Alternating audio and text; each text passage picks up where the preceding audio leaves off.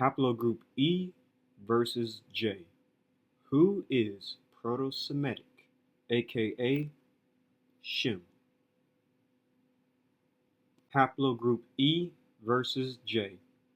The origins of Afro-Asiatics. So remember our goal. Our goal is to figure out who are the ancient Israelites, one, and two, figure out who are the modern day descendants of the Israelites. We know according to both scriptures and academia that the ancient Hebrews of Israel were an Afro-Asiatic Semitic people. According to Genesis chapter 11, verse 10 through 26, it outlines the fact that Abraham is a descendant of Shem, making the Israelites as well descendants of Shem or Semites. And it reads, "This is the genealogy of Shem. Shem was 100 years old and begot Arphaxad 2 years after the flood. After he begot Arphaxad, Shem lived 500 years and begot sons and daughters." And then going from verse 10 to 26, it says, Arphaxad, Shelah, Eber, Peleg, Ru, Serg, Nahor. Now Terah lived 70 years and begot Abram.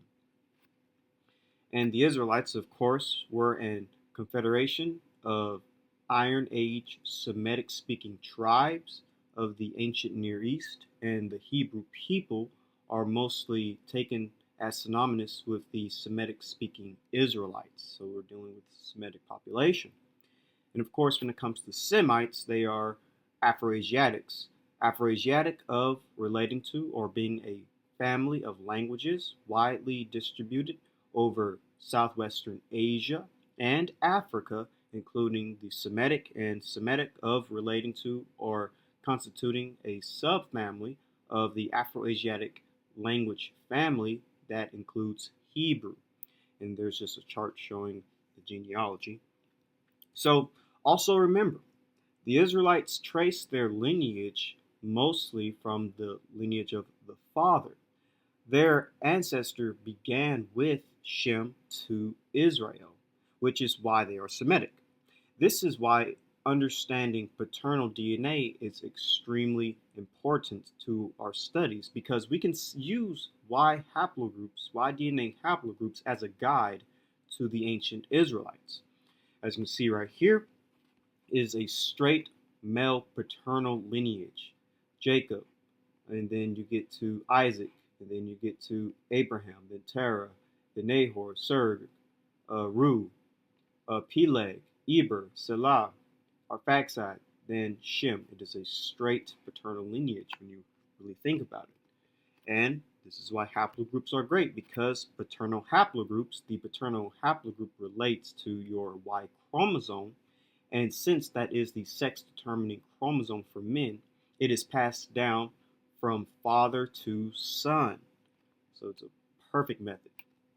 Putting everything together, the ancient Hebrews of Israel are an Afro-Asiatic Semitic people who trace their lineage from the father.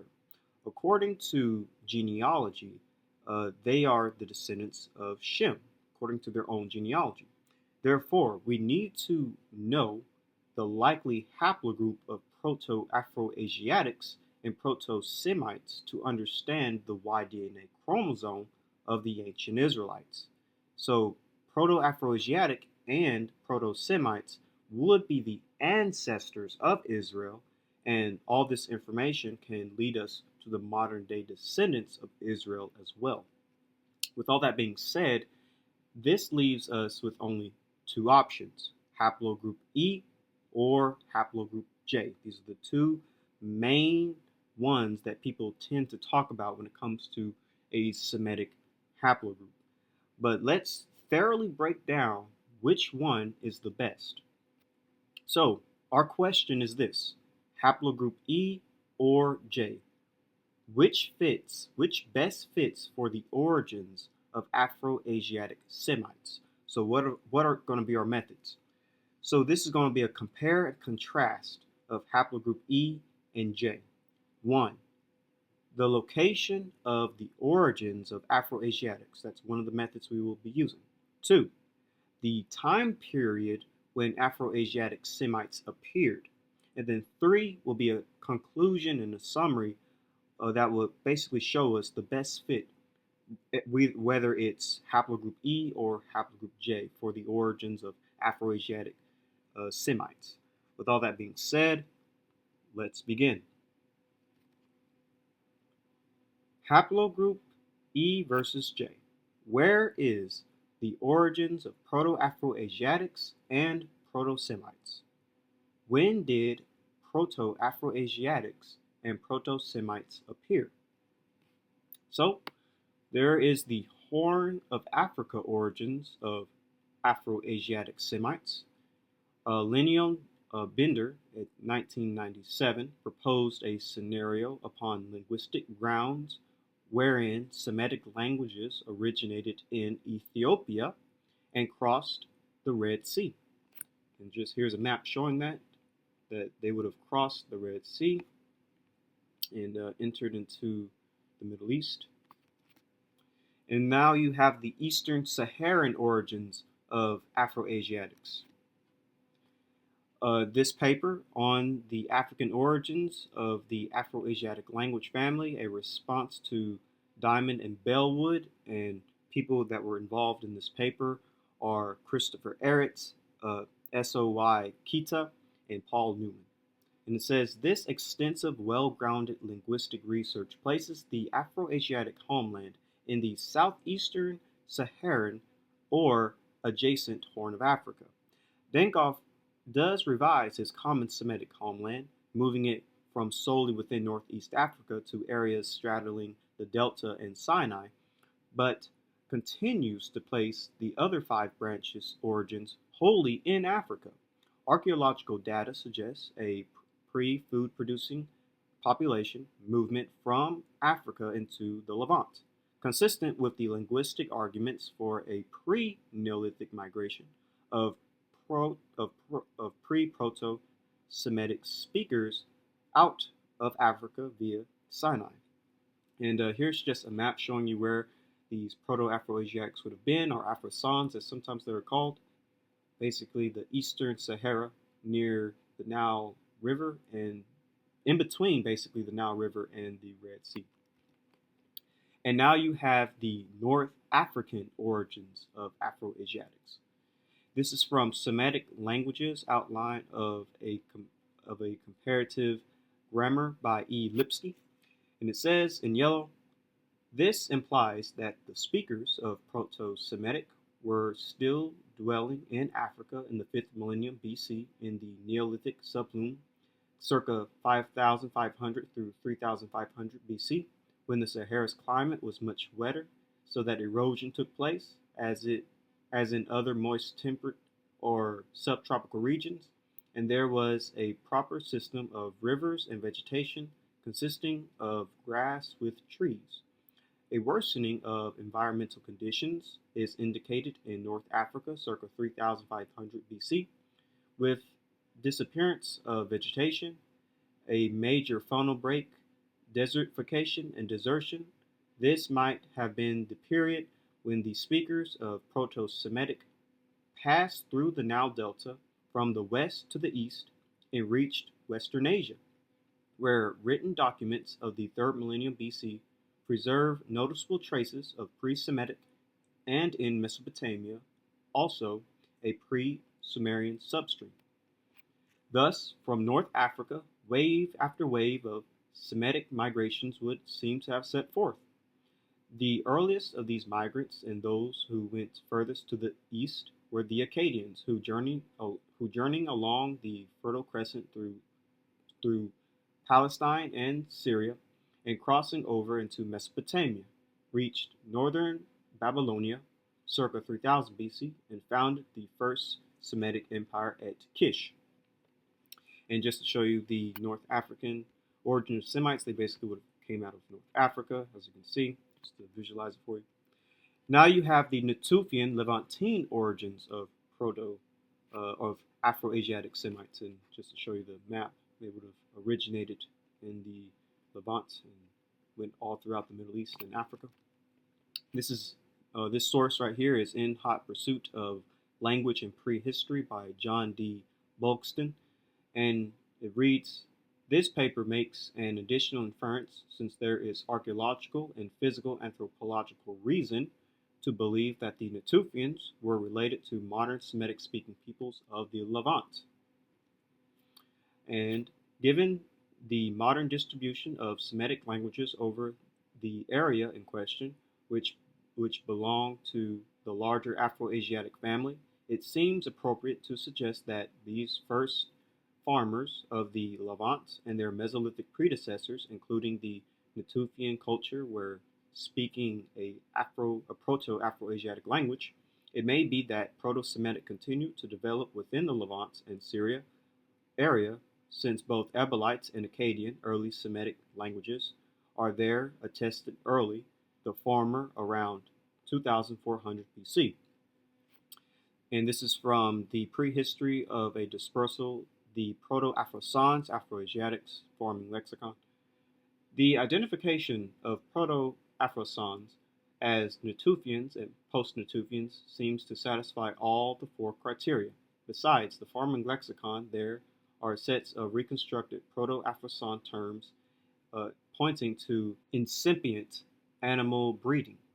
Finally, the Neolithic appears to be an attested region from where population began to spread starting in the early Neolithic, covering not only wide tracts of southwestern Asia, but also the adjacent parts of the Mediterranean and Africa. So the latest origins of Afro-Asiatic Semites, I believe it's good to cover this as well. This is the Bayesian phylogenetic analysis of Semitic languages, identifies an early Bronze Age origin of Semitic in the Near East. And it says, our analysis of the Semitic language family produced a data phylogeny that estimates the origin of Semitic at approximately 4,400 through 7,400 BP. This results indicate that the ancestor of all Semitic languages in our data set was being spoken in the Near East no earlier than approximately 7,400 YBP, after having diverged from Afro-Asiatic in Africa. The discovery of such early Semitic languages could increase estimates of the age of Semitic and alter its geographical origin if these early Semitic languages were found in Africa rather than the Middle East. The map also presents a dispersal of Semitic languages inferred from our study, an origin of Afro-Asiatic along the African coast of the Red Sea, supported by comparative analysis, is indicated in red. And that's where, here it is in red, by the way, origin of Afro-Asiatic.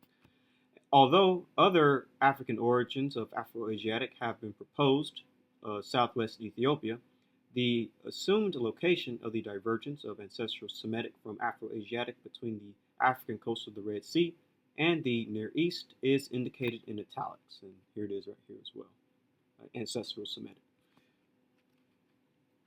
We use Bayesian phylogenetic methods to elucidate the relationships and divergence dates of Semitic languages, which we then related to epiographic and archaeological records to produce a comprehensive hypothesis of Semitic origins and dispersals after the divergence of ancestral Semitic from Afro-Asiatic in Africa. We estimate that Semitic had an early Bronze Age origin in the Levant, followed by an expansion of Akkadian into Mesopotamia. So, the origins of Afro-Asiatic, and let's just summarize everything together. This is the perfect summary with a very good map that shows it. The Semitic family is a member of the larger Afro-Asiatic family, all of whose other 5 or more branches have their origin in North Africa or the Maghreb. Largely for this reason, the ancestors of Proto-Semitic speakers were originally believed by some to have first arrived in the Middle East from North Africa, possibly as part of the operation of the Saharan pump after the late Neolithic. Dingolf sees Semitic originating between the Nile Delta and Canaan as the northernmost branch of Afro-Asiatic. Bench even wonders whether the highly divergent Goreg languages indicate an origin in Ethiopia, with the rest of Ethiopic Semitic a later back migration. According to Christy G. Turner II, there is an archaeological and physical anthropological reason for a relationship between the modern Semitic-speaking populations of the Levant and the Natufians. So to summarize that, basically in red it talks about a North African origin of Semitic. In green it talks about a somewhat North African but also Levantine origin. And this in blue speaks of a Ethiopian Horn African origin. And in yellow it speaks of a Levantine Natufian origin of Afro-Asiatic. And over here you can basically see those locations of the Horn African, the Eastern Saharan, and the Levantine Natufian. So, location and time. The origins of Afro-Asiatic Semites. So when it comes to the Horn of Africa, it's typically believed to be the pre-Neolithic to the Neolithic. And for the Eastern Saharan, it's pre-Neolithic to Neolithic. For North African, it's Heliocene/Neolithic. For the Natufian, it's Mesolithic to Neolithic. And for the latest study, which basically placed the origins of Afro-Asiatic in Africa, it's Neolithic. Basically, what we see is that most linguists and historians and those in the field of archaeology say that Afro-Asiatic Semites originated in Africa during the Neolithic era. With that being said, what haplogroup was in Africa during the Neolithic when Proto-Afro-Asiatic populations began to appear? Was it haplogroup E or haplogroup J? So, haplogroup J, location, origin, and time frame. This is from the Origin and Diffusion of Human Y Chromosome haplogroup J1-M267. It says, around the time of the Neolithic demographic transition, the genome-wide ancestry of West Asian populations was geographically structured into three groups. Among them, haplogroup J-M304 is found in the Caucasus/Iranian and Anatolian hunter-gatherers and farmers, but not in the Levantine ones. Unfortunately, so far, A-DNA, by the way, A-DNA stands for ancient DNA. So ancient DNA studies are missing from the Arabian Peninsula and Mesopotamia, where haplogroup J-M304 is frequent nowadays. The J1B-F43086 and J1A2-PH77 branches split off at the very beginning. These are rare lineages distributed mostly among ancient and modern populations of the Caucasus, the Armenian highland, Iran, and Pakistan. Interestingly, the 13,000-year-old hunter-gatherer from the South Caucasus belongs to J1B-F4306. The J1A1B-Z18375 branch has a geographic distribution subsequently overlapping with that of the J1B-F4306 and J1A2-PH77 branches. The J1A1B-Z18375 branch is found overwhelmingly among ancient and modern populations from the Caucasus, the Armenian highland, Iran, and Anatolia. This branch constitutes the aforementioned peak of haplogroup J1-M267 frequency in the northeast Caucasus. Haplogroup J1-M267 were found among populations living in the Caucasus and neighboring regions. Our Bayesian continuous phylogenetic analysis suggests the origin of haplogroup J1-M267 in West Asia, confirming previous assumptions. Most of the deeply diverged lineages belong to the population from the northern latitudes of the region, in line with the finding of the late Pleistocene hunter-gatherer from the South Caucasus. Our analysis provide better statistical confidence for the origin of haplogroup J1-M267 in the area encompassing the Caucasus, the Armenian highlands, and the Zagros Mountains. Haplogroup J1, this is from YDNA Eupedia, and it says the first J1 men lived in the late Upper Paleolithic shortly before the end of the last Ice Age. The oldest J1 sample to date comes from Satsubia Cave, 13,200 BCE in Georgia, placing the origins of J1 in all likelihood in the region around the Caucasus, Zagros, Tartarus, and eastern Anatolia during the Upper Paleolithic. Like many other successful lineages from the Middle East, J1 is thought to have undergone a major population expansion during the Neolithic period. Carnegie at 2010 found that the greatest genetic diversity of J1 haplotypes was found in eastern Anatolia near Lake Van in central Kurdistan. The mountainous terrain of the Caucasus, Anatolia, and modern Iran, which wasn't suitable for cereal farming, was an ideal ground for goat and sheep herding and catalyzed the progation of J1 pastoralists. Having colonized most of Anatolia, J1 herders would have settled the mountainous regions of Europe, including the southern Balkans, the Carthaginians, central and southern Italy, Sicily, Sardinia, southern France, and most of the Iberian Peninsula.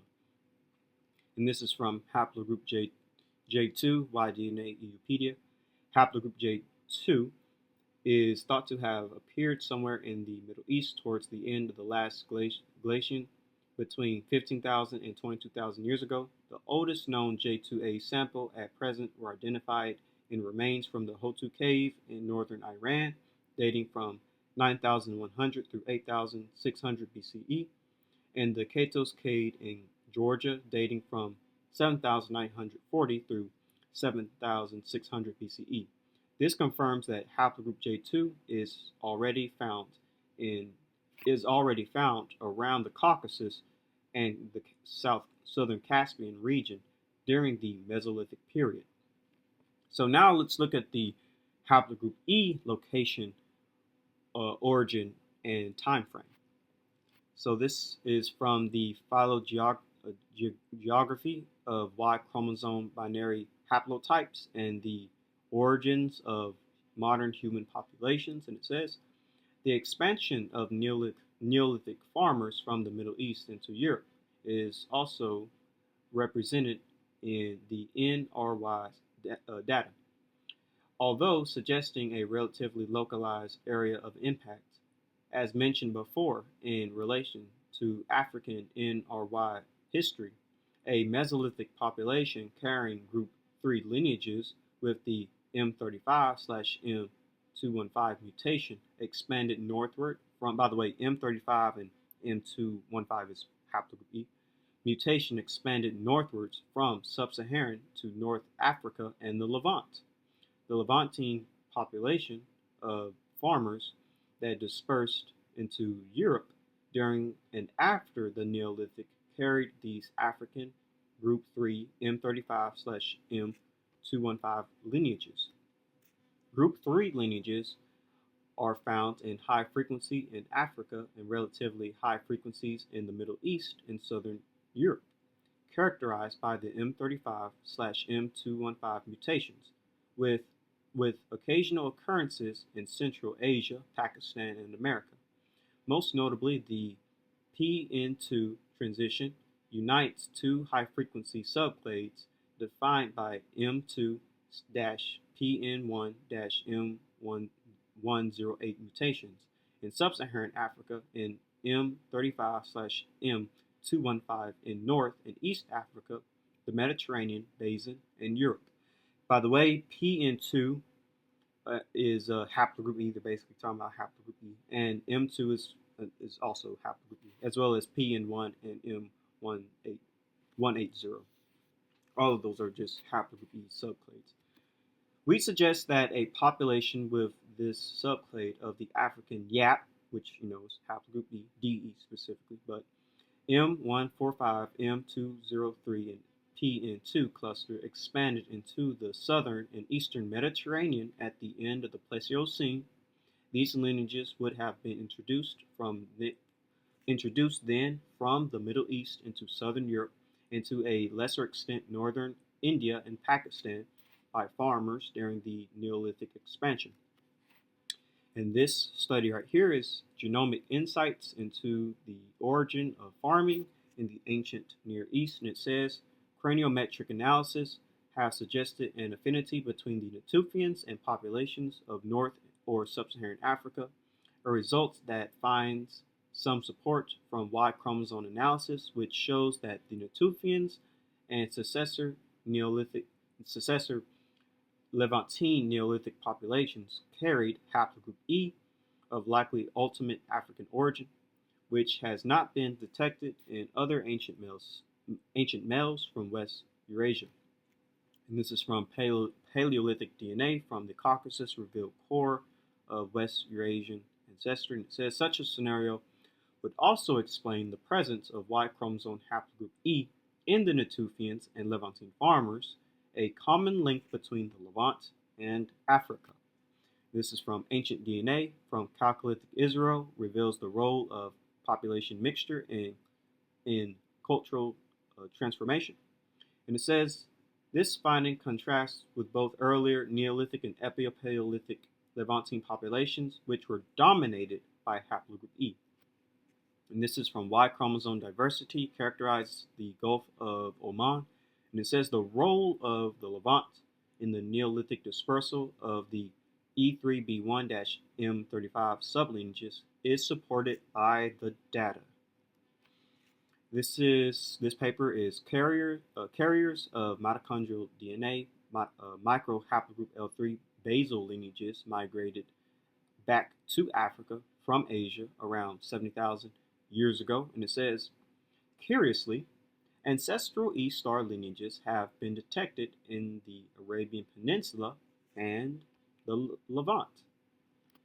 So, haplogroup E versus J, when it comes to the location and time, the origins of the Afro-Asiatic Semites, again, the Horn of Africa, the Eastern Sahara, North Africa, Natufians, and the latest study dealing with this subject matter, all basically say the Neolithic time period. And all these locations are basically in Africa, except for the Natufians, but still they were decently close to Africa, being in the Levant. And remember, when it comes to the origins of, again, what most people say when it comes to the origins of Semitic populations, as I read earlier, in red, it just talks about the North African. In green, it talks about the Eastern Saharan and Levantine, as well as in blue, it talks about the Horn of Africa and Ethiopia, and in yellow, it talks about the Natufian and the Levant. So, putting all that together, haplogroup J origin and location is Anatolia, Caucasus, and Iran during the Paleolithic to Neolithic, whereas haplogroup E's origin and location is in the Horn of Africa, the Eastern Saharan, North Africa, the Natufians, all during the Paleolithic and the Neolithic. So, again, just to show you visually, when it comes to haplogroup J, it's typically in the Anatolian Caucasus and Zagros Mountain region of Anatolia and Europe. And just to visually show you where the Afro-Asiatics and Semites would have been, Horn of Africa, Eastern Sahara, the Levant. And now when it comes to haplogroup E, all of its locations, it's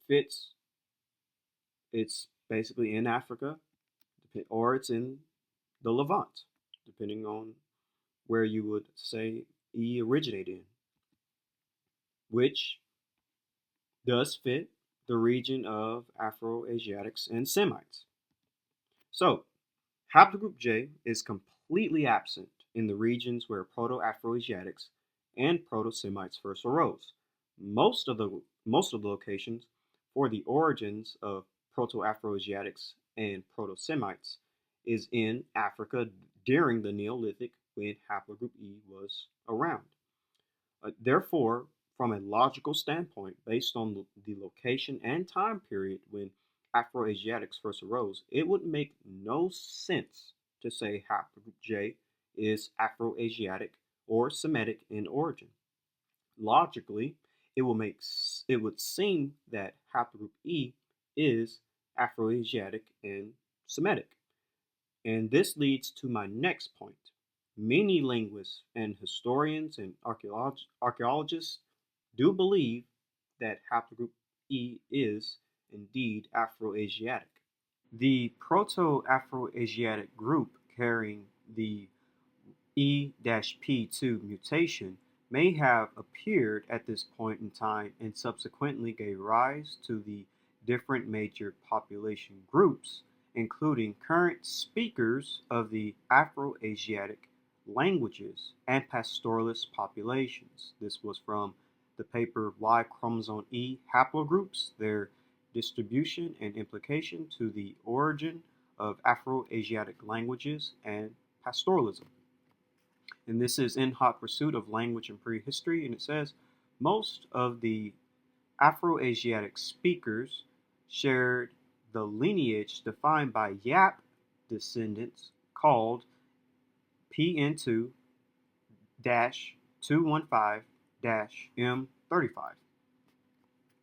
And this is from EUpedia, haplogroup E1b1b, Y-DNA, and it says haplogroup E1b1b represents the last major direct migration from Africa into Europe. E1b1b lineages are closely linked to the diffusion of Afro-Asiatic languages. And this is from The Origins of Afro-Asiatic by Christopher Ehret, S.O.Y. Kita, and Paul Newman, and Peter Bellwood. And it says, a critical reading of genetic data analysis, specifically those of Y chromosome phylogeography and TAQL49AF haplotypes, supports the hypothesis of populations moving from the Horn or southeastern Sahara northward to the Nile Valley, northwest Africa, the Levant, and Aegean. The geography of the M35/215 lineage, which is of Horn/East African origin, is largely concordant with the range of Afro-Asiatic languages. Underhill state that this lineage was carried from Africa during the Mesolithic. The distributions of the Afro-Asiatic branches in this lineage can best be explained by invoking movements that originated in Africa and occurred before the emergence of food production as well as after. And this is from How Eurasia Was Born, and it says, regarding the Afro-Asiatic family, what makes the situation ambiguous is the discrepancy in the distribution pattern of haplogroup E-M78, as both the parent haplogroup of E-M78, that is E-L539, and the sibling haplogroup of this parent group, the less widespread E-Z827, are both mostly distributed around the Mediterranean, including Europe, showing highest microsatellite variance in the Levant. This suggests that already the common ancestor group of E-L539 and E-Z827, that is E-M35, had arrived in the Levant during the last glacial maximum and started to divert to subclades already there, while E-M78 shows the highest microsatellite variance in the Levant, thus suggesting the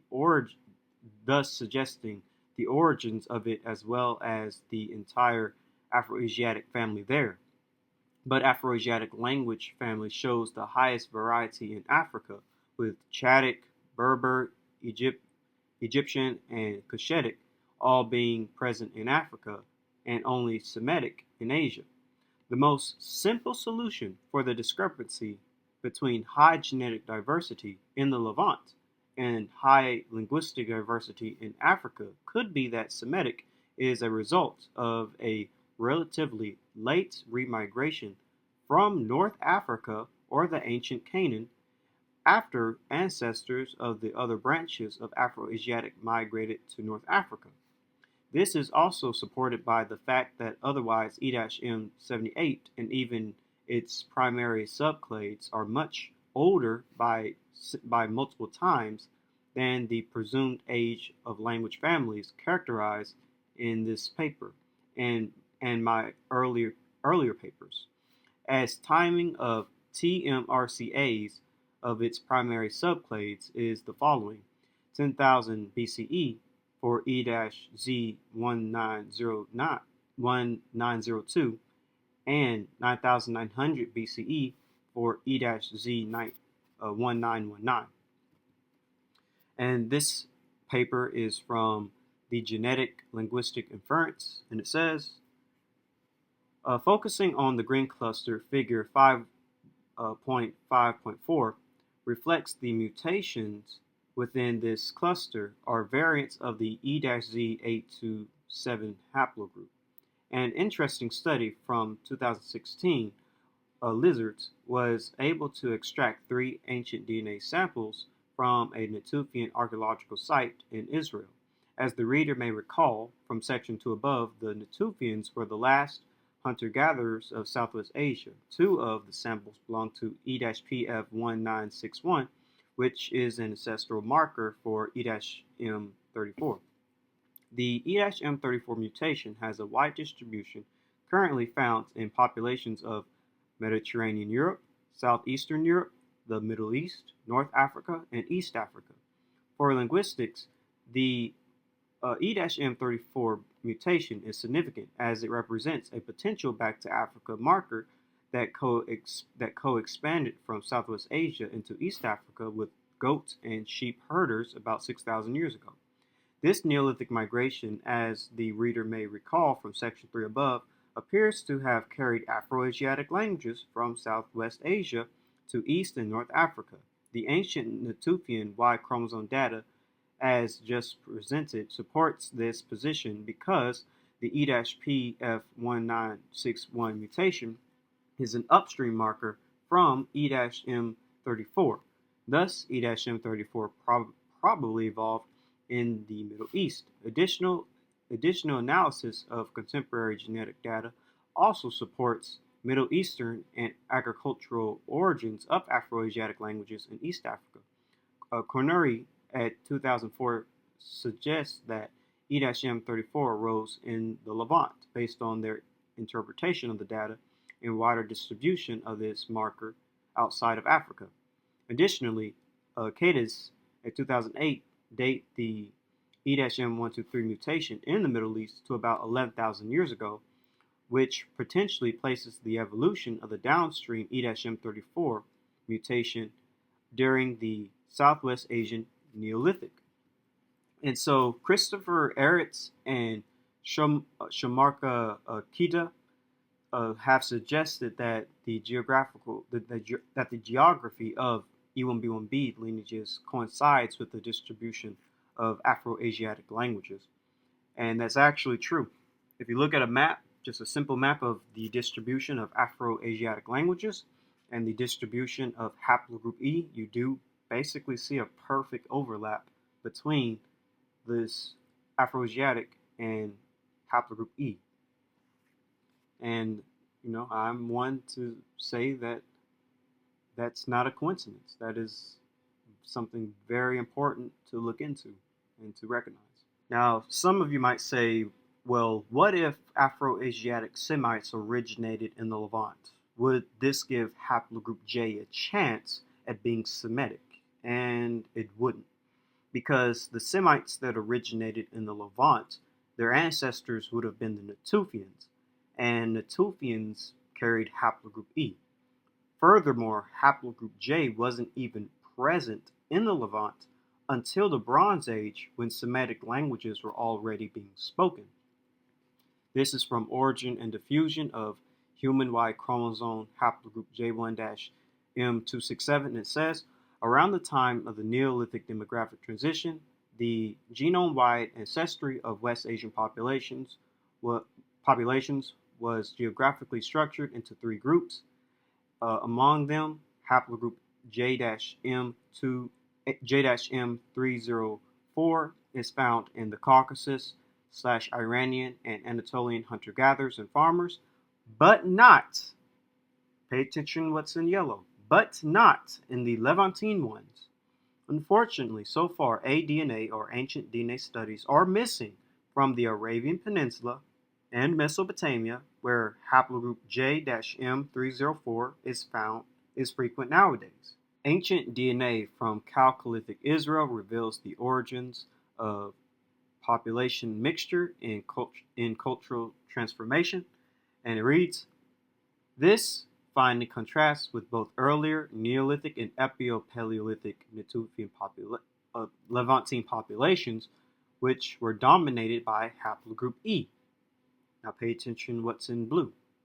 And later Bronze Age individuals, all of whom belong to haplogroup J. So J wasn't present until the Bronze Age.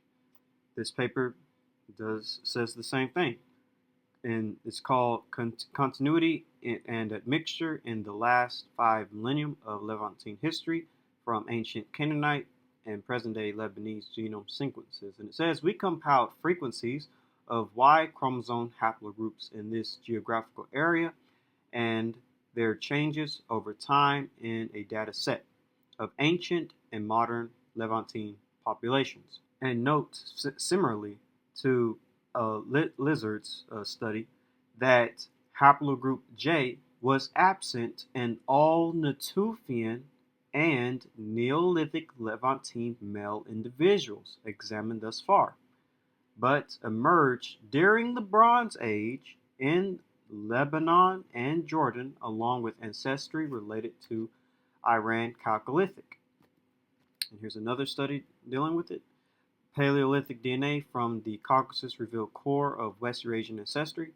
Such a scenario would also explain the presence of Y chromosome haplogroup E in the Natufians and Levantine farmers, a common link between the Levant and Africa. And in hot pursuit of language and prehistory, this paper makes an additional inference, since there is archaeological and physical anthropological reason to believe that the Natufians were related to modern Semitic-speaking peoples of the Levant. So, Semites were actually expanding from the Levant, which was dominated by haplogroup E, when haplogroup J was entering the Levant. Logically, this makes it practically impossible for haplogroup J to be Semitic in origin, but this does strengthen haplogroup E's argument. To simply put it, Semites were expanding from the Levant into Mesopotamia, and haplogroup J markers are just now entering into the Levant. Therefore, how would haplogroup J even be Semitic in origin at this point? To simply put it, they're too late. It makes it impossible. They're just too late for them to be Semites. Remember, we estimate that Semitic had an early Bronze Age origin in the Levant, followed by an expansion of Akkadian into Mesopotamia. So that's what I mean. Semites are coming out of the Levant into Mesopotamia in the early Bronze Age, whereas the J markers were just now entering the Levant in that time. So J markers can't be Semites can't be Semitic in origin at that point. But E was already dominant in the region, and E was expanding from the Levant into Mesopotamia, just as the study said. Whereas, like I said, J markers are coming into the Levant. So no, J markers cannot be Semitic, even if you were to try to put the origins of Semites in the Levant. It still wouldn't work for them to be Semites. Only for the E marker, because it was present in the Levant. Dominated the Levant, actually. But with that being said, this is where we end haplogroup E versus J, the origins of Afro-Asiatics. Haplogroup E is Semitic, and haplogroup J is not Semitic. Haplogroup E is seen as Proto-Semitic. Basically, people with haplogroup E would have been the first Semitic speakers. Haplogroup E is Semitic in origin. This is from How Eurasia Was Born, and it says the most plausible candidates for Semitic remigration to the Fertile Crescent with TMRCAs fitting the arrival of the Akkadians and other early Semitic peoples are certain subclades of both E-V22 and E-V12, with respectively early TMRCAs present in the Middle East could be candidates for such remigration, such as E-FGC14382, TMRCA is 2200 BCE, and E-V3262, TMRCA is 2600 BCE. This is from Peter Solomon Kovacs, and he says, my theory is that when the Proto-Semitic language left the Afro-Asiatic homeland of Northeast Africa, not just one lineage left, but a group of Proto-Semitic people from this region that included all the Y DNA haplogroups then present in Northeast Africa. It is possible that Northwest Semitic Hebrew people and languages dispersed into the Levant from Northeast Africa's Nile region around 5000 BCE. Thus, the earliest out-of-Africa settlement of Proto-Semitic people was likely in Yemen on the southeastern region of the Arabian Peninsula. They then spread to the east and northeast to enter Mesopotamia and found the Semitic kingdom of Akkad and the Akkadian Empire. In this group, many of us conclude that haplogroup E is one of the major founding haplogroups of the Semitic people, and that haplogroup E people were the ones who brought Proto-Semitic language out of the Afro-Asiatic homeland in Northeast Africa into the Levant and Mesopotamia. And this is haplogroup E1B1B by DNA by Eupedia, and they say E-M34 is the main Middle Eastern variety of E1B1B, and is thought to have arrived with the Proto-Semitic people in the late Copper to early Bronze Age. Haplogroup E is definitely Semitic in origin compared to haplogroup J. Now, am I saying that haplogroup J isn't Semitic? Yes. Haplogroup J is definitely not Semitic in origin. But I will say that you do have people with haplogroup J that are Semitic speakers, but haplogroup J is not Semitic in origin. Haplogroup E is Semitic in origin. With that being said, how and why are people with haplogroup J speaking a Afro-Asiatic Semitic language? The answer is simple. Their ancient ancestors adopted the Semitic language from Proto-Semites that had haplogroup E. Now, it's not a theory of mine or me just saying this. Multiple researchers in the field have already said this many times.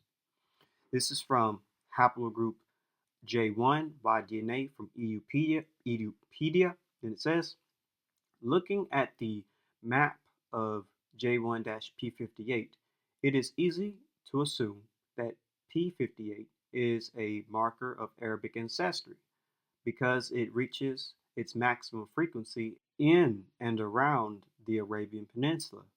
That would be an oversimplification. It is important to make a clear distinction between people who speak Arabic and those who are genetically Arabic. These are two completely different things.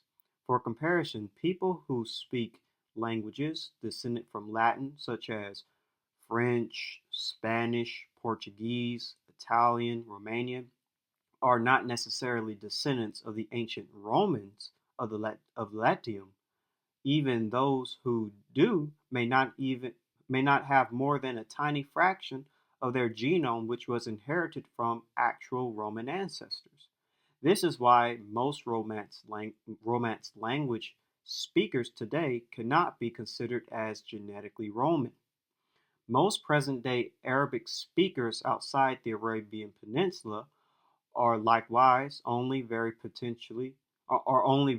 partially are not at all Arabic genetically.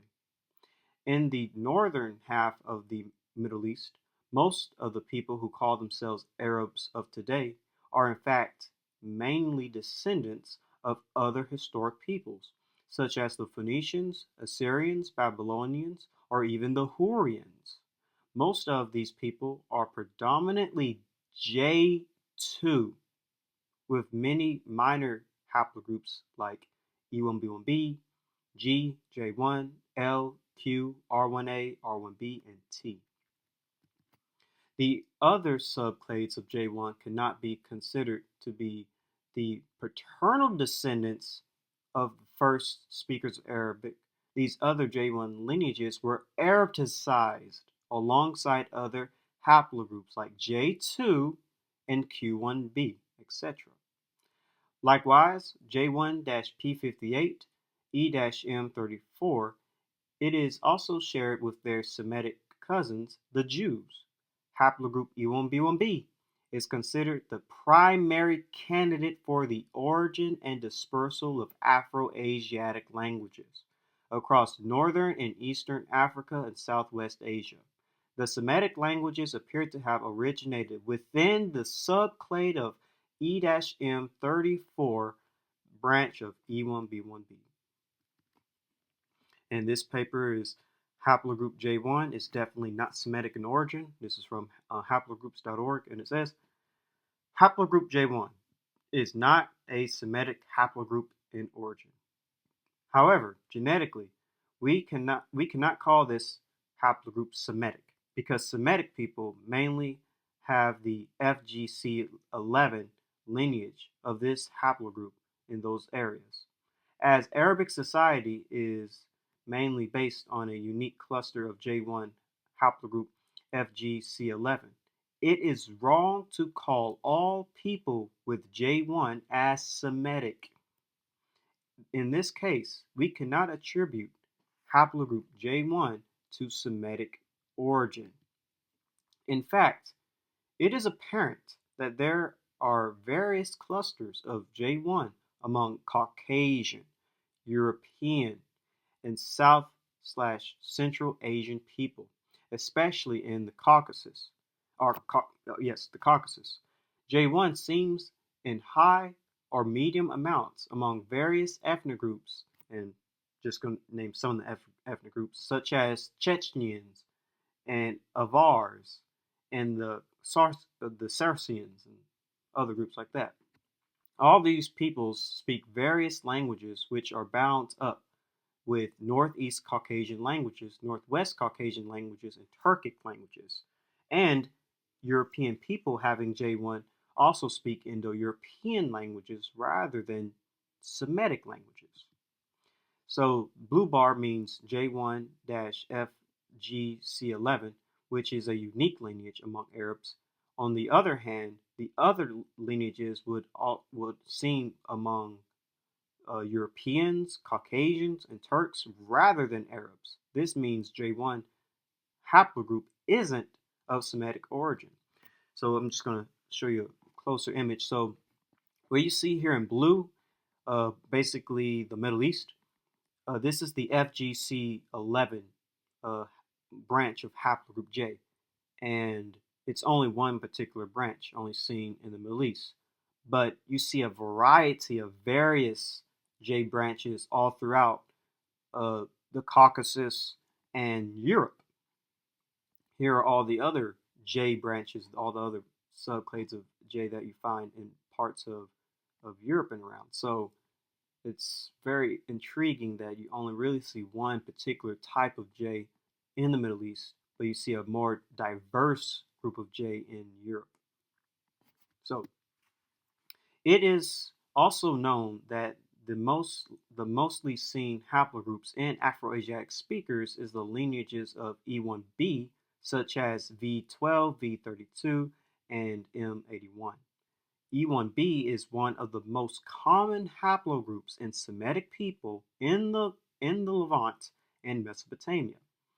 In the meantime, E-V12 seems to be a part of Nile Basin and Arabia, and M-81 E-M81 is related to Northwest Africa.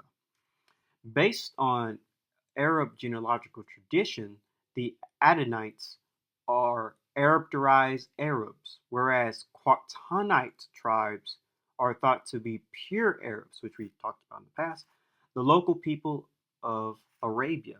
Today, in genetic projects, we see that most of people from Quatani tribes are usually related to the lineages of E1B1, which I talked about in my Joktan video. Check it out. Whereas Adonites are mostly related to J1, haplogroup J1. The main source for Afro-Asiatic languages are the lineages of E1B1, such as M2, V12, V32, U174, V22, etc., which spread the Levant during the early period of ancient Egypt and later towards Mesopotamia in the east.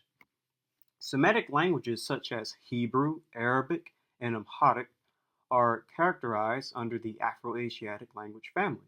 This means that Arabic and Hebrew languages derive from the same language with Berber, Chadic, Cushitic, Egyptian, Amharic, Omotic languages of the Afro-Asiatic language family in North Africa.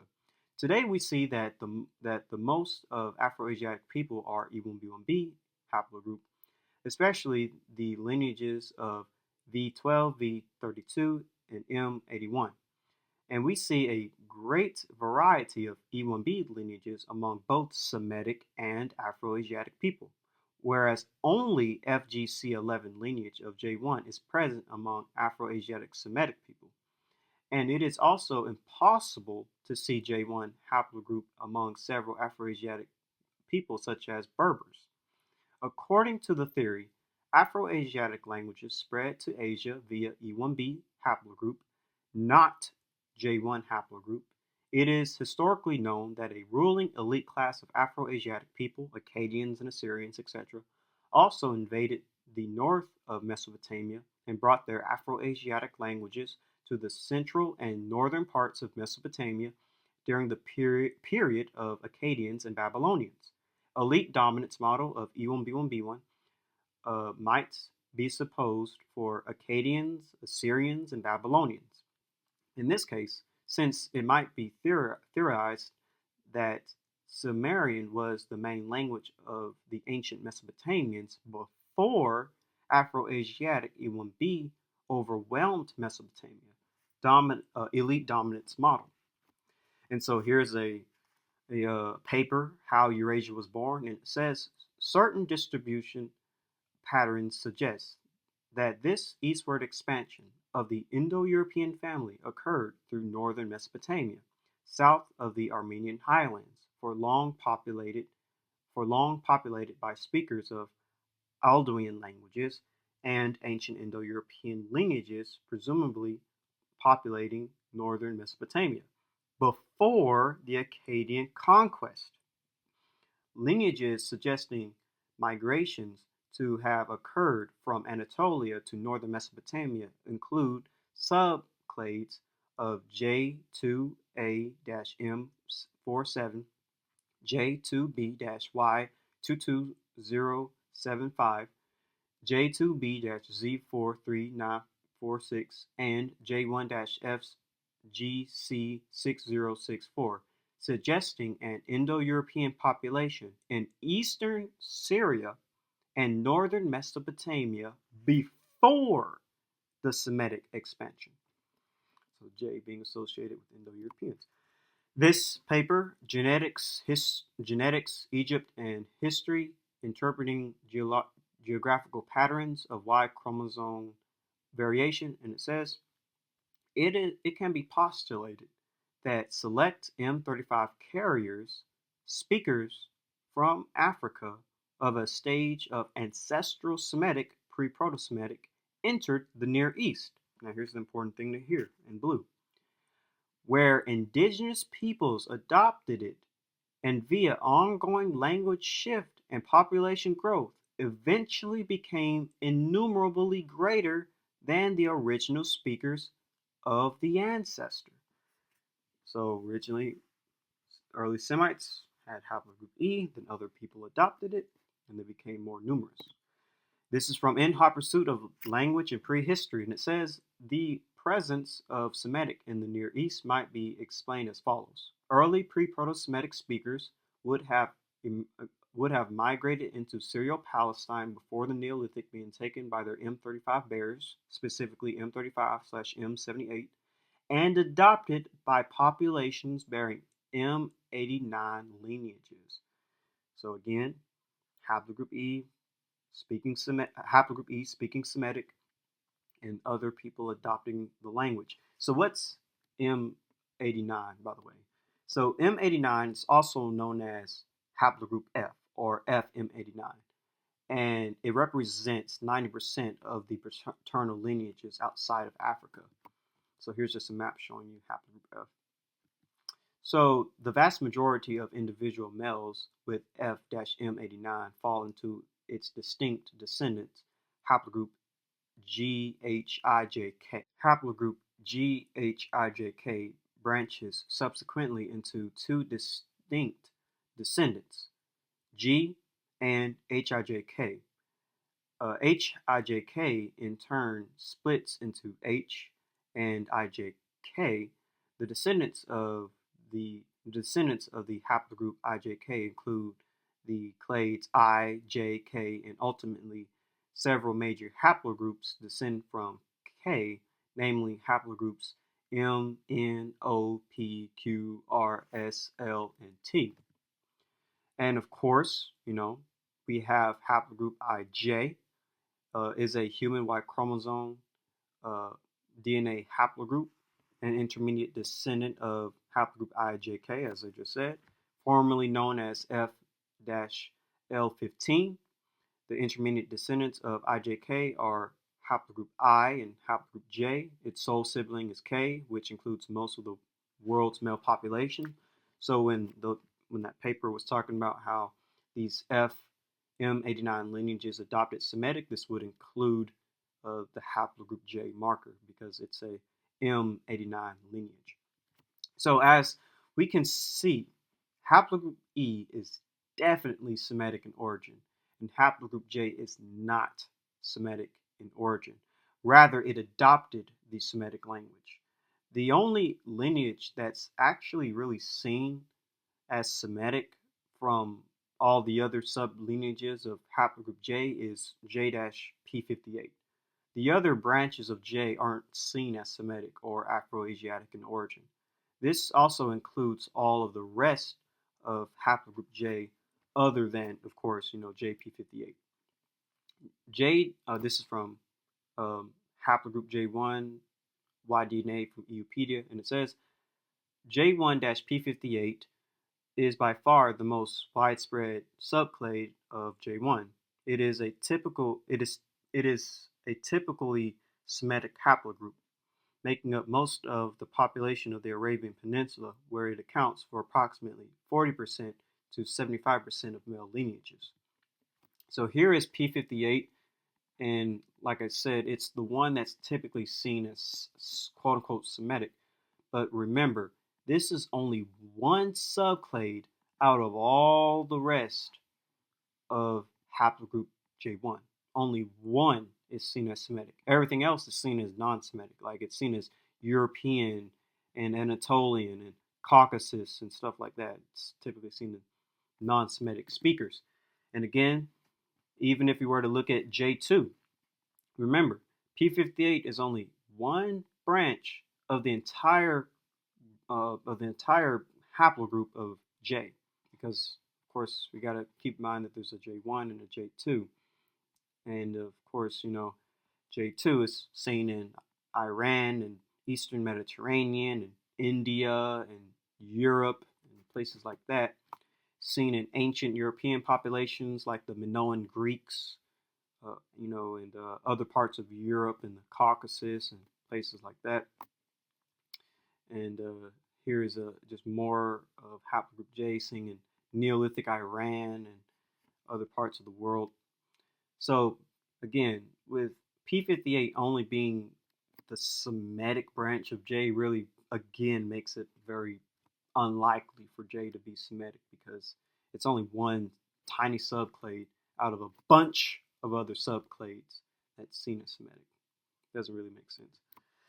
As we can see, the only branch of the entire haplogroup J tree that's seen as Semitic speaking is mainly J-P58. All other branches of haplogroup J either have a few Semitic speakers, while most are overwhelmingly European or Caucasian, basically non-Semitic speakers. Now, Dr. Nathaniel Jensen actually has a very interesting model. He also doesn't see haplogroup J as Semitic in origin, and he even says that haplogroup E was higher in the Middle East in ancient times than it is today. Basically, haplogroup E was pushed out of the Middle East by J markers. He actually says this. I believe this is something interesting for you guys to see. Even when it comes to creationists, they have a very similar model, no different than people who are non-creationists, like from all the sources that I read about E being Semitic and J adopting Semitic. So here's the video right here. Before I play the clip, I want to make it known that I am protected under fair use. I'm using this video for teaching purposes as well as research purposes. I am protected under Title 17 U.S.C. Section 107. Again, this is a copyright disclaimer. I am protected under fair use. I'm using this video for teaching and research purposes. 600 to 800s, when Muhammad and his band of Arab Muslims begin expansion, it may be this E1B1B lineage that does the expanding. I find this intriguing, eerie correlation between the geographic extent of the Muhammad Empire and his descendants and the distribution of E1B1B. Another reason why is when I was initially getting into linguistics, when I saw the distribution of Afro-Asiatic languages, North Africa and the Arabian Peninsula, I thought, that's the Muslim conquest. That has to be it. How else can you explain the distribution of these languages? And here you see a genetic lineage that is very strongly correlated with it. The only exception is it isn't dominant now in the Middle East, but I think there's a reason for that. Fast forward a few centuries to the thousands, we talk about the arrival of the Turks from Central Asia. They go marching through the Middle East. I think this is how you begin to lose the dominance of E1B1B in the Middle East. Turks, of course, then get nearly extinguished by the Mongols. They survive, and so by the 1600s, they begin pushing north and south, north into Europe, south into the Arabian Peninsula. I think start kicking out some of the original Arab Muslims. Turkish Muslims take over. Let's zoom out a little bit further so we can see the rest of the world and how this history plays out. At some point, while this history is going on, E1B1A begins its expansion in sub-Saharan Africa. So much so that by the time the transatlantic slave trade begins, these are the peoples they're enslaving and bringing to the New World.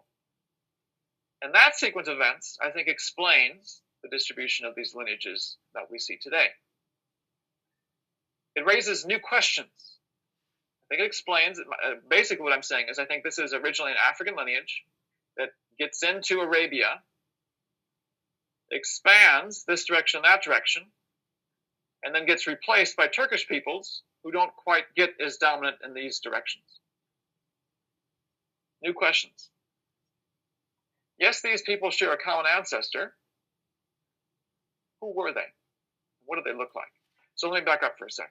I'm saying these might actually be Arab Muslims who have African origins, originally, 500 BC. So at some point there's dark-skinned peoples, but you look at Arabs today, they don't look like sub-Saharan Africans. At some point I think there was a dark-skinned ancestor because, again, one of these lineages becomes all these dark-skinned peoples. This is where we bring in ancient Egypt. These people have a common ancestor, then they split in 500 BC.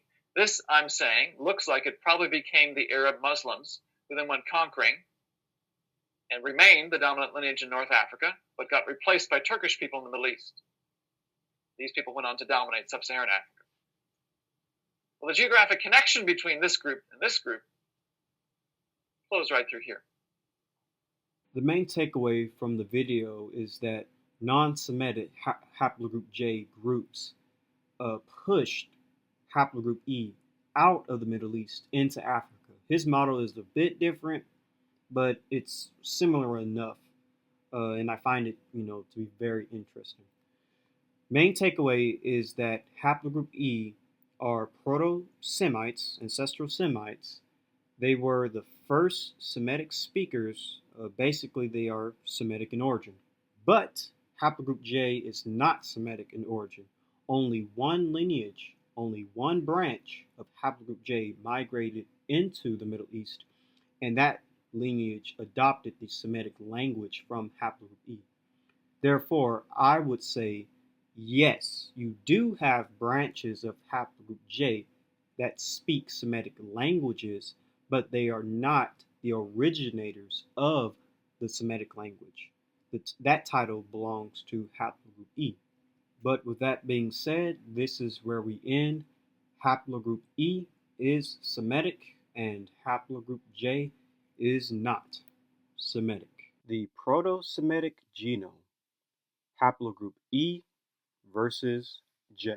Now let's cover the best likely location for Proto-Semites and the best likely genome of Proto-Semites to determine which haplogroup has the best chance of being the Y chromosome of early Semitic populations, haplogroup E or haplogroup J. One of the best origins for Proto-Semites, specifically from an Old Earth perspective, is the North African origin of Semites. Linguists have said for years that Semites came from North Africa.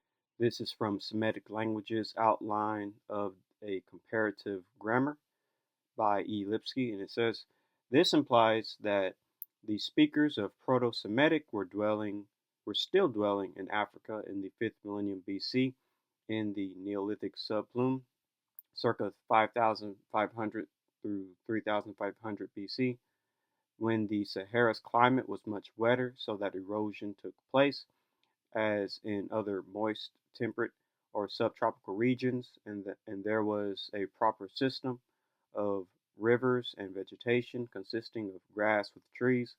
A worsening of environmental conditions is indicated in North Africa, circa 3,500 BC, with disappearance of vegetation and major faunal break, desertification, and desertion. This might have been the period when the speakers of Proto-Semitic passed through the Nile Delta from the west to the east and reached Western Asia, where written documents of the 3rd millennium BC preserve noticeable traces of pre-Semitic, and in Mesopotamia also of pre-Sumerian substream. Thus, from North Africa, wave after wave of Semitic migrations would seem to have set forth. The earliest of these migrants and those who went furthest to the east were the Akkadians, who journeying along the Fertile Crescent through Palestine and Syria, and crossing over into Mesopotamia, reached northern Babylon, circa 3000 BC, and founded the first Semitic empire at Kish.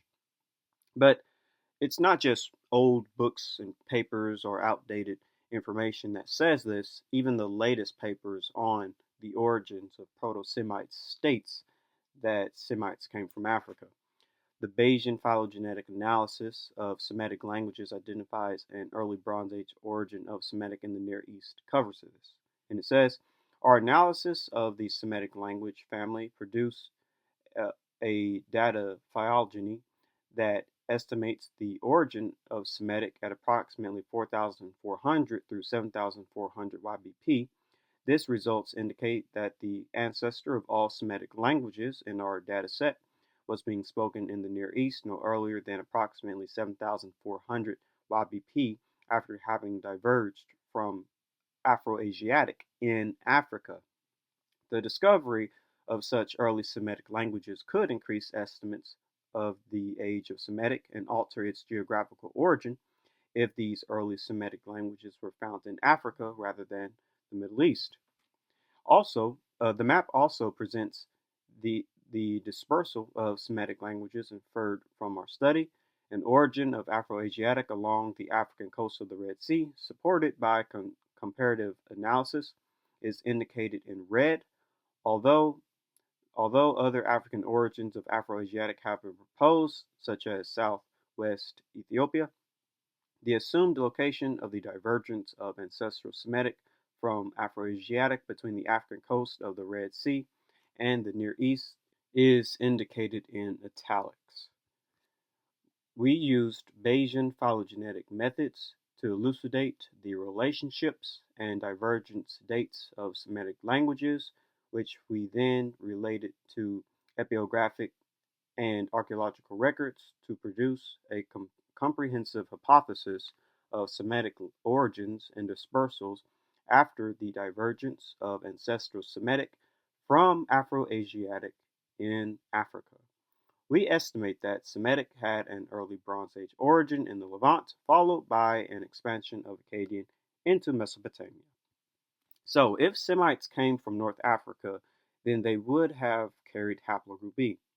This is from the Phylogeography of Y chromosome binary haplotypes and the Origins of Modern Human Populations, and it says, the expansion of Neolithic farmers from the Middle East into Europe is also represented in the NRY data, although suggesting a relatively localized area of impact, as mentioned before in relation to African NRY history, a Mesolithic population carrying group 3 lineages with the M35/M215 mutation expanded northwards from sub-Saharan Africa to North Africa and the Levant. The Levantine population of farmers that dispersed into Europe during and after the Neolithic carried these African Group 3 M35/M215 lineages. We suggest that a population with this subclade of the African Yap M145, M203, and PN2 cluster expanded into the southern and eastern Mediterranean at the end of the Pleistocene. These lineages would have been introduced then from the Middle East into southern Europe and to a lesser extent northern India and Pakistan by farmers during the Neolithic expansion. If Semites came from ancient North African populations of the Paleocene, then they would have had Ibero-Maurusian ancestry.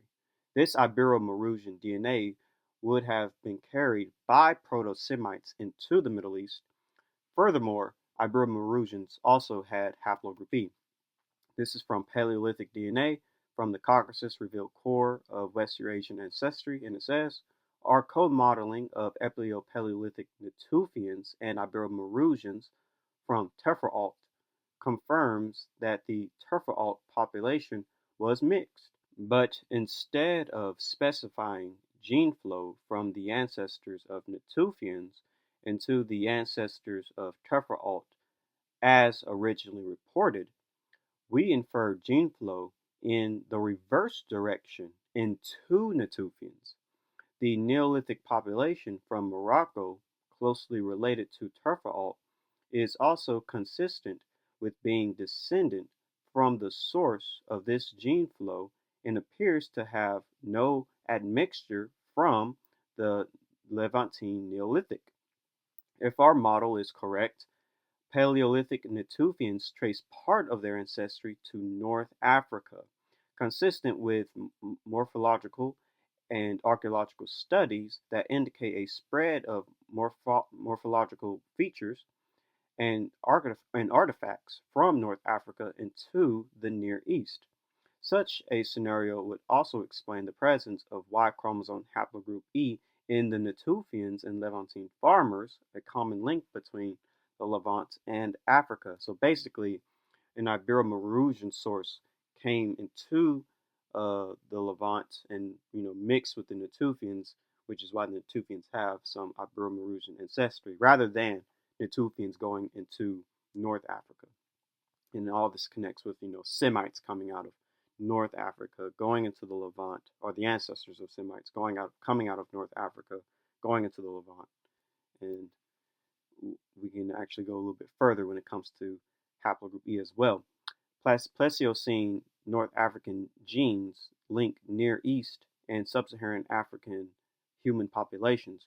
We analyzed the genetic affinities of the Turfal individuals by performing principal component analysis (PCA) and model-based clustering of worldwide data when projecting onto the top PCs of African and West Asian and West Eurasian populations. The Turfal individuals form a distinct cluster in an intermediate position between present-day North Africans and East Africans. Consistently, we find that all males with sufficient nuclear DNA preservation carry Y haplogroup E1b1b1b1a1.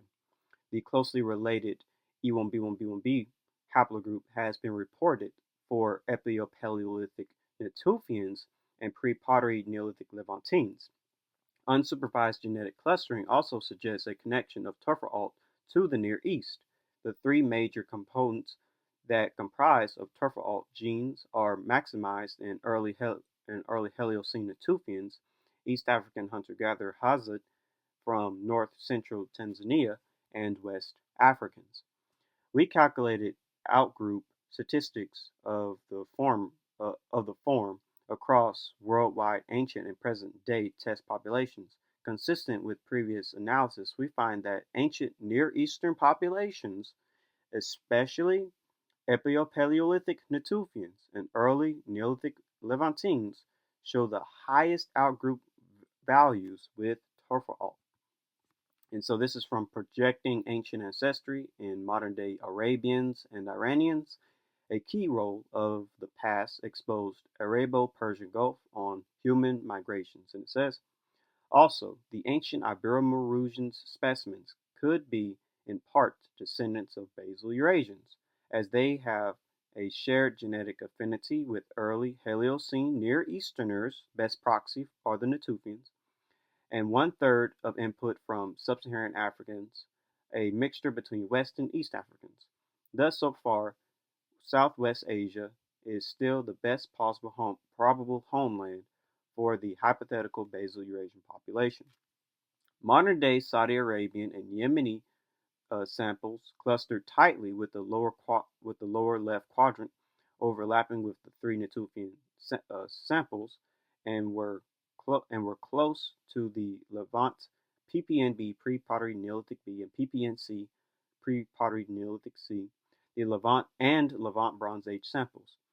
A part of the modern United Arab Emirates (UAE) and Oman samples were more dispersed and mingled with North African Ibero-Maurusian and North African Early Neolithic, in accordance to some sub-Saharan inputs in their genomes.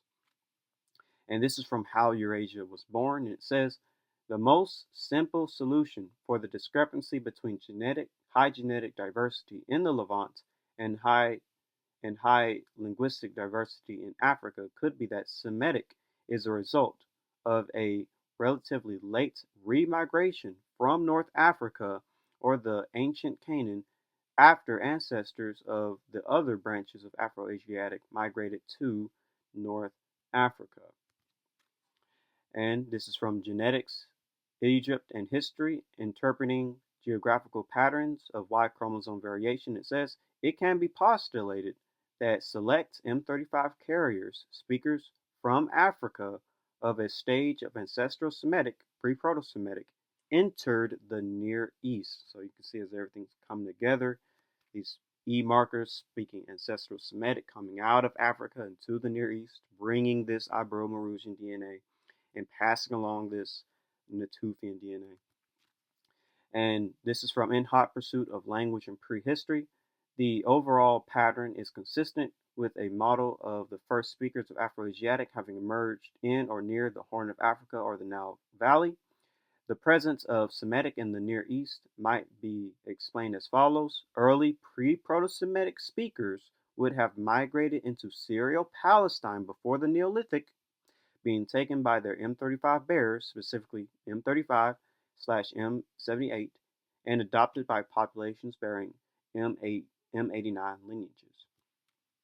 And this is from Peter Solomons, and it says, in this group, many of us conclude that haplogroup E is one of the major founding haplogroups of Semitic people, and that haplogroup E people were the ones that brought Proto-Semitic language out of the Afro-Asiatic homeland in northeast Africa and into the Levant and Mesopotamia. So, quite literally, Semites could be considered African. And it's not just me saying this, but it's actually researchers in the field. This is from Guns, Germs, and Steel by Jared Diamond, and it says, Greenberg determined that Semitic languages really form only one of 6 or more branches of a much larger language family, Afro-Asiatic. Even the Semitic subfamily itself is mainly African, 12 of its 19 surviving languages being confined to Ethiopia. This suggests that Afro-Asiatic languages arose in Africa and that only one branch of them spread to the Near East. Hence, it may have been Africa that gave birth to the languages spoken by the authors of the Old and New Testaments and the Quran, the moral pillars of Western civilization. And this is from a conversation with Christopher Arrett, and he says, after all, the early Semites were just a few Africans arriving to find a lot of other people already in the area. So, basically, Semites would have been like an African population coming out of North Africa into the Middle East, carrying haplogroup E and ancestral Semitic languages, and they would have genetically been a mixture of a North African and Levantine group. Now, the second best location for the origin of Semites is the Levant with the Natufians. You can use this model for a young Earth and, even an old Earth perspective. From a young Earth perspective, I believe Shem and Eber settled the Levant, by the way. I have a list of videos that you can check out. This video in particular is one you should check out. Shem and Eber in the future Promised Land, because I lay out all the reasons why Shem and Eber likely lived in the Levant. And Shem and Eber would basically have been the ancestors. The ancestors of the Natufians. But now I'm going to speak from both a old Earth and a young Earth creation perspective when it comes to this Natufian origin. So Semites would descend from Natufians in the Levant, and Natufians carried haplogroup E. And autosomally, Natufians are Asiatic and African, but many indigenous Middle Easterners have high amounts of Natufian ancestry. So this is from In Hot Pursuit of Language and Prehistory, and it says, this paper makes an additional inference, since there is archaeological and physical anthropological reason to believe that the Natufians were related to modern Semitic-speaking peoples of the Levant. Such a scenario would also explain the presence of Y chromosome haplogroup E in the Natufians and Levantine farmers, a common link between the Levant and Africa. And that was from Paleolithic DNA from the Caucasus Revealed Core of West Eurasian Ancestry. And the Natufian sample consists of 61.2% Arabian, Asiatic, 21.2% North African, 10.9% West Asian, and 6.8% Omotic. So, Natufians are basically a split between African and Asiatic. This is from the Genomic History of the Middle East, and it says, Arabians and Bedouins are positioned close to ancient Levantines. When we substitute Neolithic Levant Neolithic with Natufians as source of ancestry in the Middle East, we found that Arabians could be successfully modeled. And this is from Projecting Ancient Ancestry in Modern-Day Arabians and Iranians, a key role of the past, explores Arabo-Persian Gulf on human populations, and it says, modern Saudi Arabian and Yemeni samples clustered tightly with the lower left quadrant, overlapping with the 3 Natufian samples, and were close to the Levant PPNB and PPNC and the Levant Bronze Age samples. And so here's a map of the distribution of Natufian ancestry. And as you can see, the highest concentration of Natufian ancestry is in the Middle East, because they are an ancient Middle Eastern population. and then it expands from the Middle East into places like the Mediterranean, Africa, and other parts of the far Near East. So that's just a good distribution of that. So these Proto-Semites with Natufian ancestry would have expanded from the Levant into Mesopotamia and across the Middle East. And this is from Haplogroup E1b1b, Y-DNA, from Eupedia, and it says E-M34 is the main Middle Eastern variety of E1b1b, and is thought to have arrived with Proto-Semitic people in the late Copper to early Bronze Age. We estimate that Semitic had an early Bronze Age origin in the Levant, followed by an expansion of Akkadian into Mesopotamia. The most plausible candidates for Semitic remigration to the Fertile Crescent, with TMRCAs fitting the arrival of the Akkadians and other early Semitic peoples, are certain subclades of both E-V22 and E-V12, with relatively early TMRCAs present in the Middle East could be candidates for such remigration, such as E-FGC14382, TMRCA is 2200 BCE, and E-V3262, TMRCA is 2600 BCE. And here's the high concentration of ancient E samples we found in the Levant and the Middle East, and it overlaps with the area of Natufian culture because, well, it's the Natufians with these E markers and their descendants. And they would have migrated from the Levant into Mesopotamia, just as the paper said, when Semites, early Akkadians, and other early Semitic populations migrated from the Levant into Mesopotamia. It all fits logically and perfectly.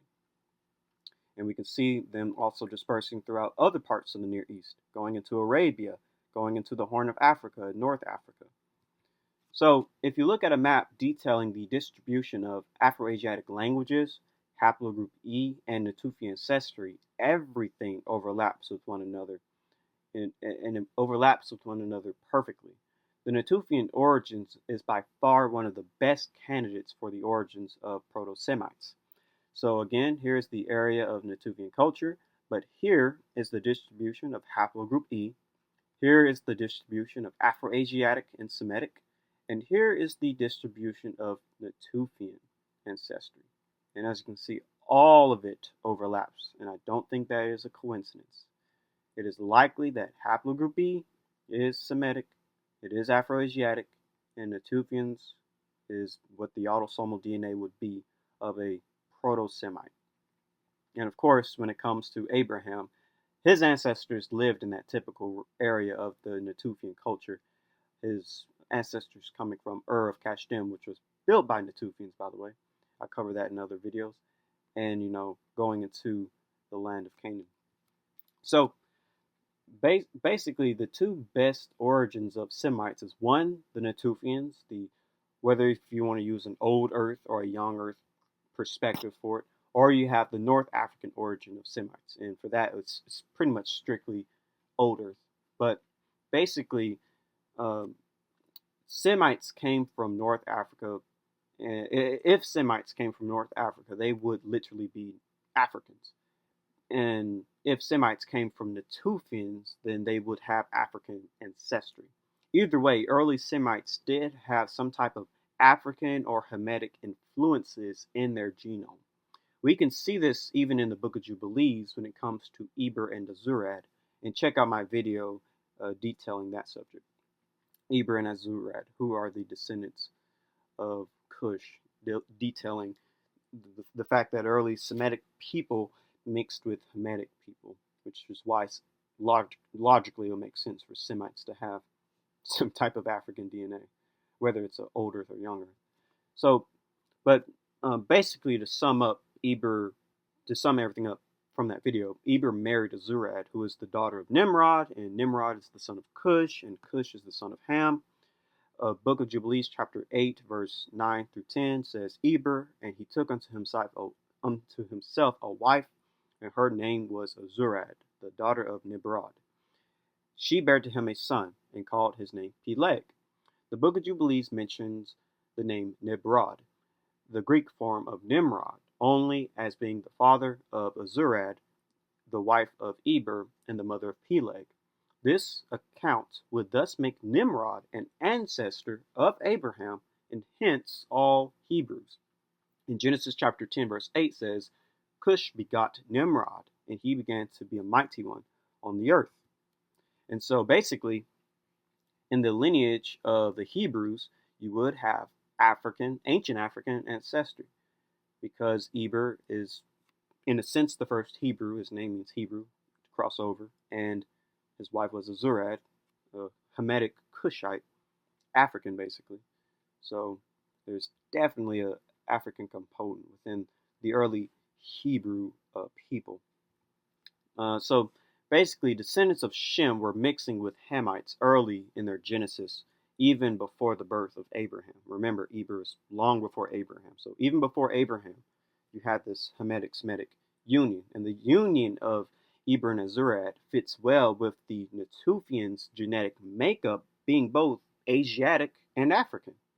And the main point to take away is that the early Semitic population from an old Earth, or from an old Earth, is either, they're African, or the early Semitic population from a young Earth is that they're heavily admixed with Hamites. Ultimately, they are genetically African in a sense. They were seen to be genetically African. With that being said, we essentially have two Middle Eastern types. Two types of people reside in the Middle East, and you can tell by looking at their genome, even if they both speak the same Semitic language. We looked at how through haplogroups we can tell that there are two different types of people in the Middle East. One haplogroup that originated the Semitic language, i.e. haplogroup E, and the other that isn't Semitic in origin, which is i.e. haplogroup J. Now let's look at autosomal DNA that shows clearly two different people that live in the Middle East, one that is Semitic in origin and the other Indo-European in origin. So basically the two Middle Eastern types are the Natufian Afro-San Semites and the Indo-European Iranians. This is from the genomic history of the Middle East, and it says, Arabians and Bedouins are positioned close to ancient Levantines. Keyword is in blue. While present-day Levantines are drawn towards Bronze Age Europeans. Iraqi Arabs, Iraqi Kurds, and Assyrians appear relatively closer to ancient Iranians. Very interesting. When we substitute Levant Neolithic with Natufians as source of ancestry in the Middle East, we found that Arabians could be successfully modeled, whereas none of the present-day Levantines could be modeled as such. So none of the present-day Levantines match with the Neolithic Levantines like the Arabians do. Model-based clustering also showed that Arabian populations have subsequently lower Anatolian Neolithic ancestry compared to modern-day Levantines. So basically, modern-day Levantines are closer to Anatolian populations, specifically Neolithic Anatolians, whereas Arabians they have very low or non-existent Anatolian DNA or Anatolian Neolithic DNA. Very interesting. We found an ancestry related to ancient Iranians that is ubiquitous today in all Middle Easterners.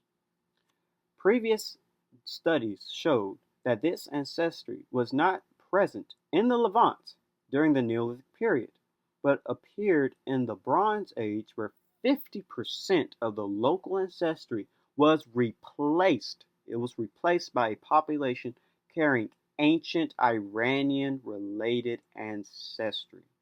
Very interesting. This population potentially introduced the Y chromosome haplogroup J into the region. The haplogroup common in Natufians, E1b1b, is also frequent in our data set, with most lineages coinciding around 8.3 through 7 through 9.7 KYA, basically, 8,000 to 9,000 or 7,000 years ago. By modeling contemporary populations using ancient genomes, we inferred differences between the Levant and Arabia. The Levant today has higher European/Anatolian related ancestry.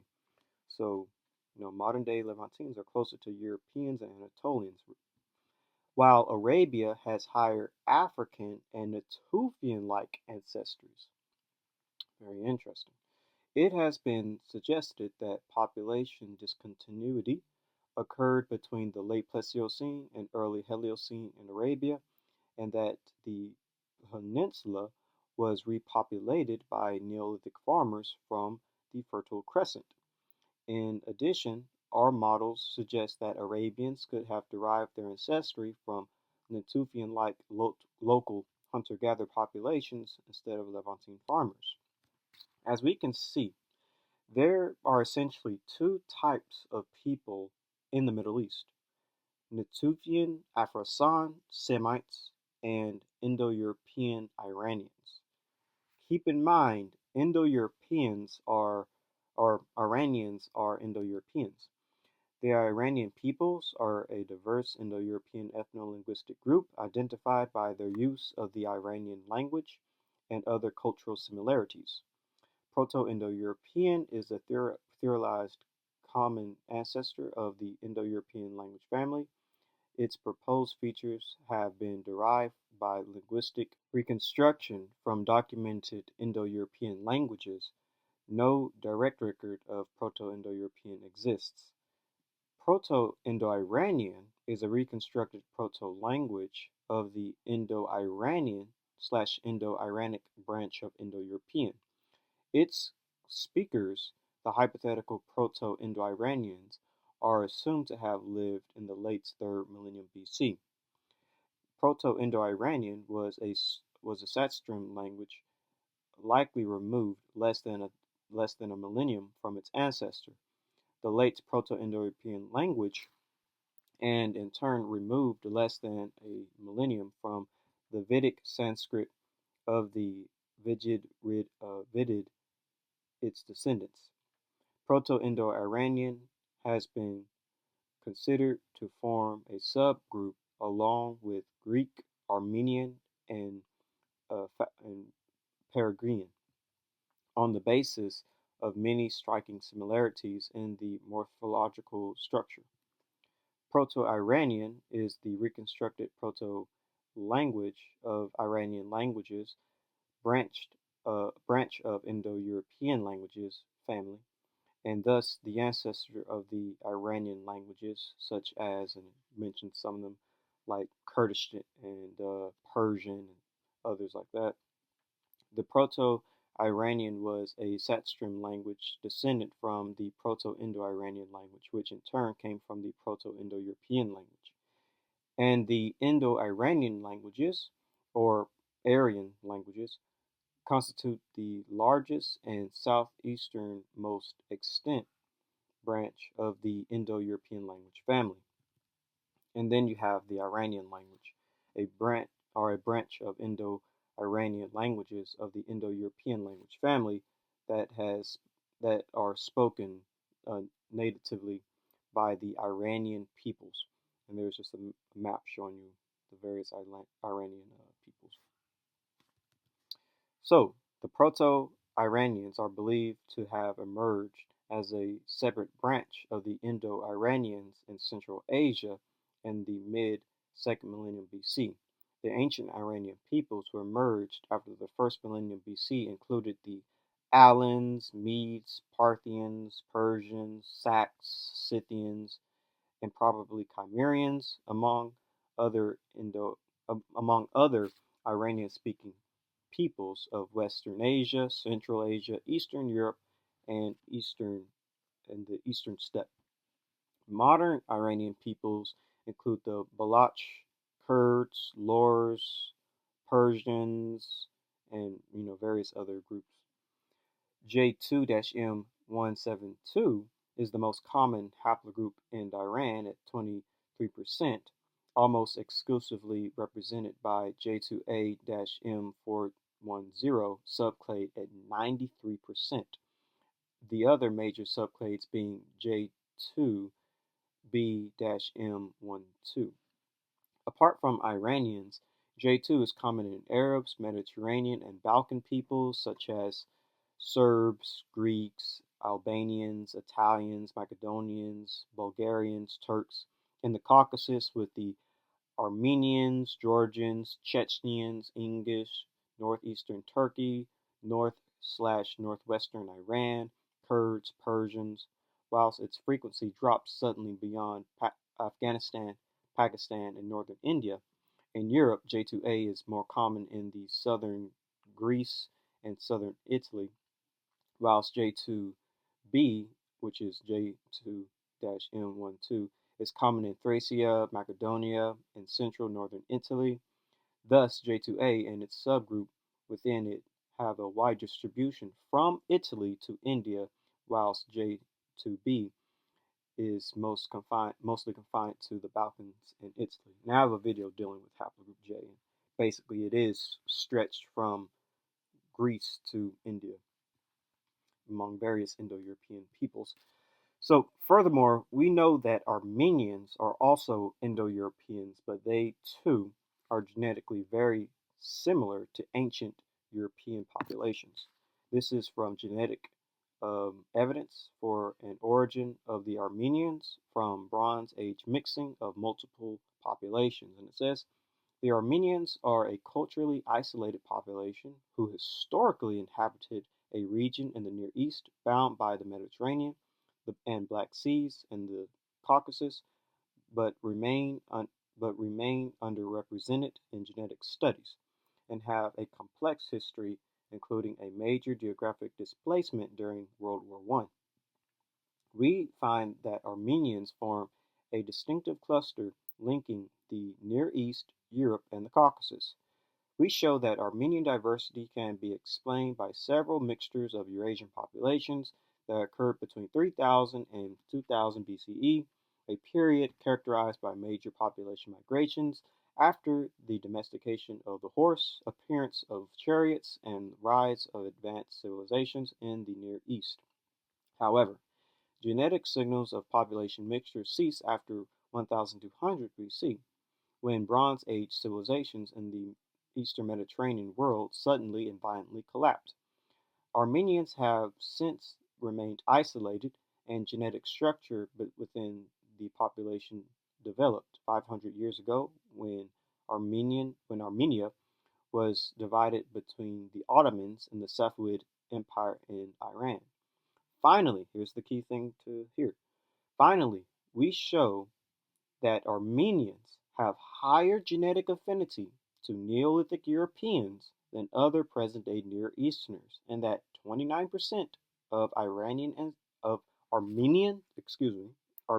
ancestry may originate from an ancestral population that is best represented by Neolithic Europeans.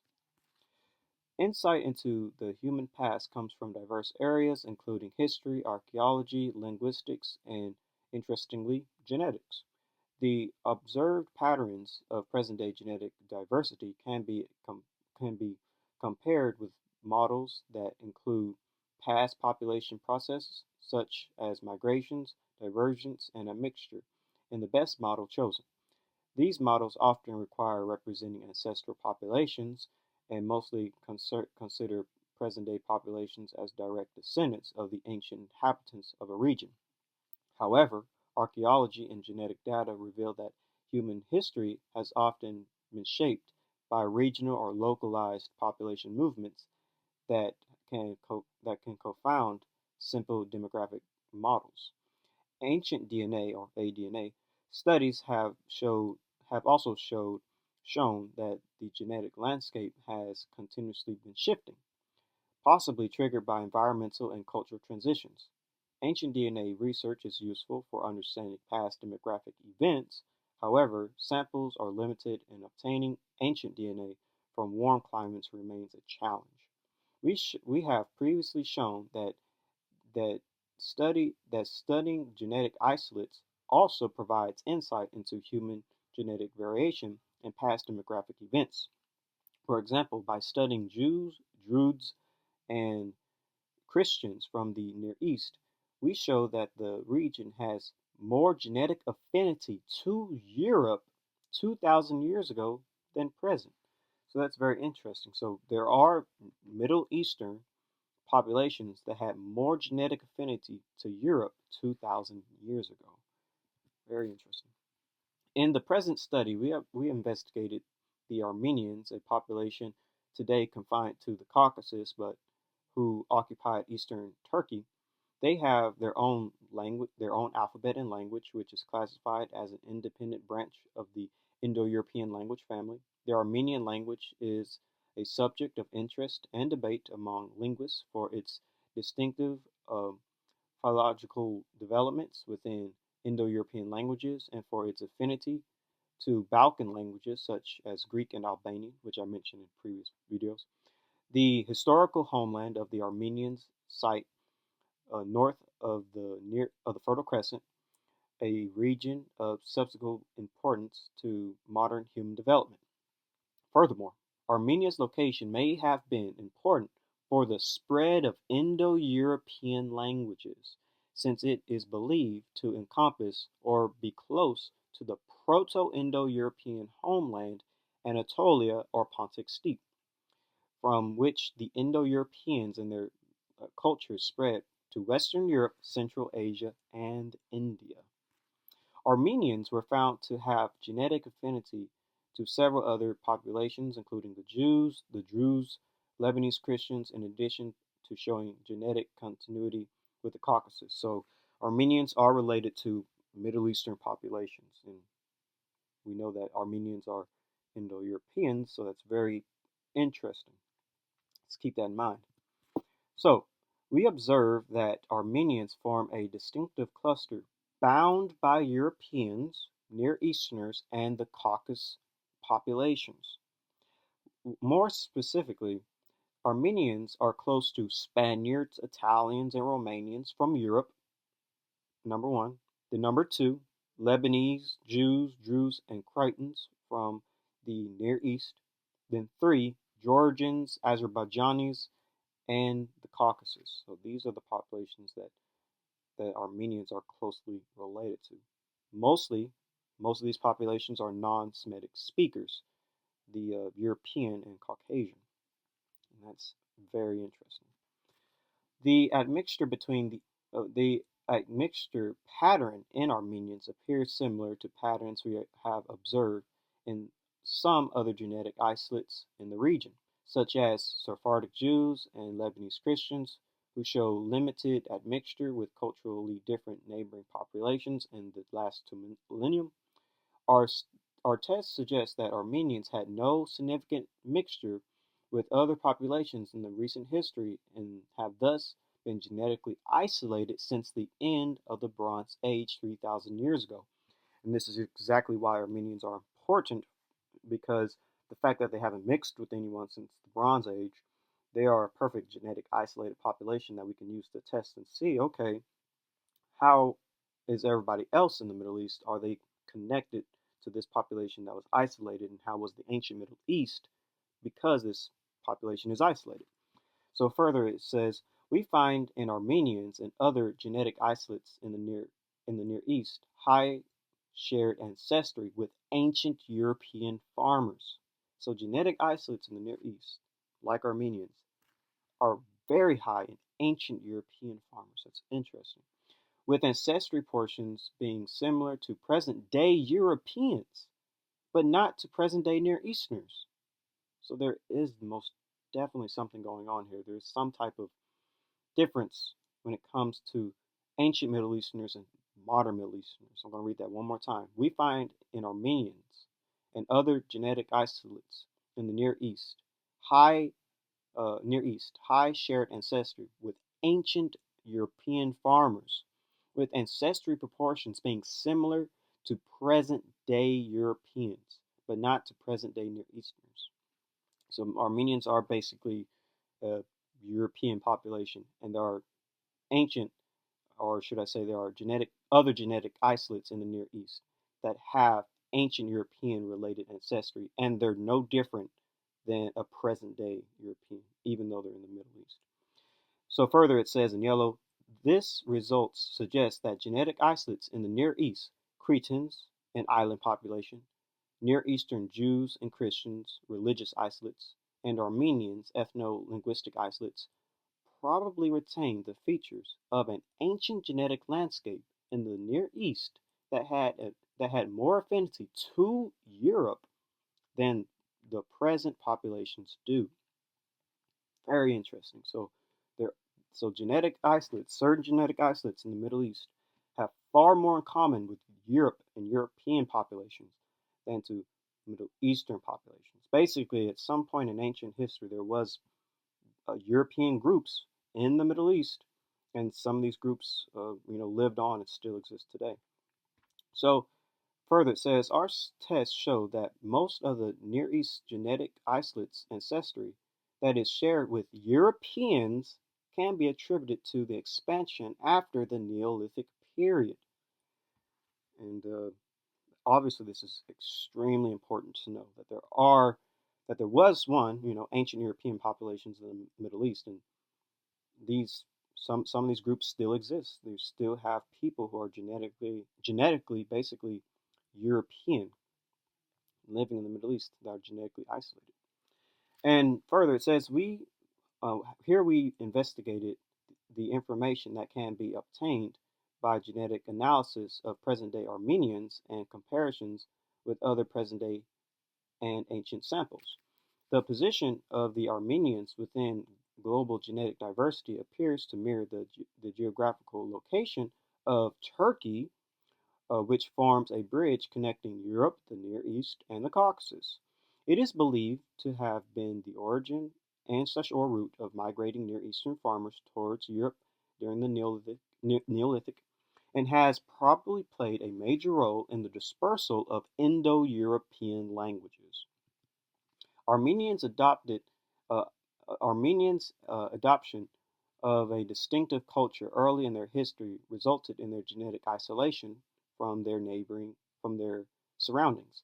Their genetic resemblance today to other genetic isolates in the Near East, but not to other Near Easterners, suggests that recent admixture has changed the genetic landscape in most populations in the region. Armenians' genetic diversity reveals that the ancient Near East had higher affinity to Neolithic Europe than it does now. I'll repeat that again. Armenians' genetic diversity reveals that the ancient Near East had higher affinity to Neolithic Europe than it does now, and that Bronze Age demographic processes have a major impact on the genetics of populations in this region. Isolated populations are emerging as a powerful tool for many different genetic investigations, such as rare variant associations with complex phenotypes and the characterization of gene-environment interactions. As we can see, there is an ancient Indo-European component in the Middle East populations, and one thing is that both Armenians and Iranians have in common is that they are both Indo-Europeans. Furthermore, Proto-Indo-Europeans likely originated either in Armenia or Iran. David Reich, in his 2018 publication, Who We Are and How We Got Here, says the most likely location of the population that first spoke an Indo-European language was south of the Caucasus Mountains, perhaps in present-day Iran or Armenia, because ancient DNA from people who lived there matches what we would expect for a source population, both for the Yamnaya and for ancient Anatolians. And this is from Chuchan Shou Wang, excuse me for my mispronunciation of his name.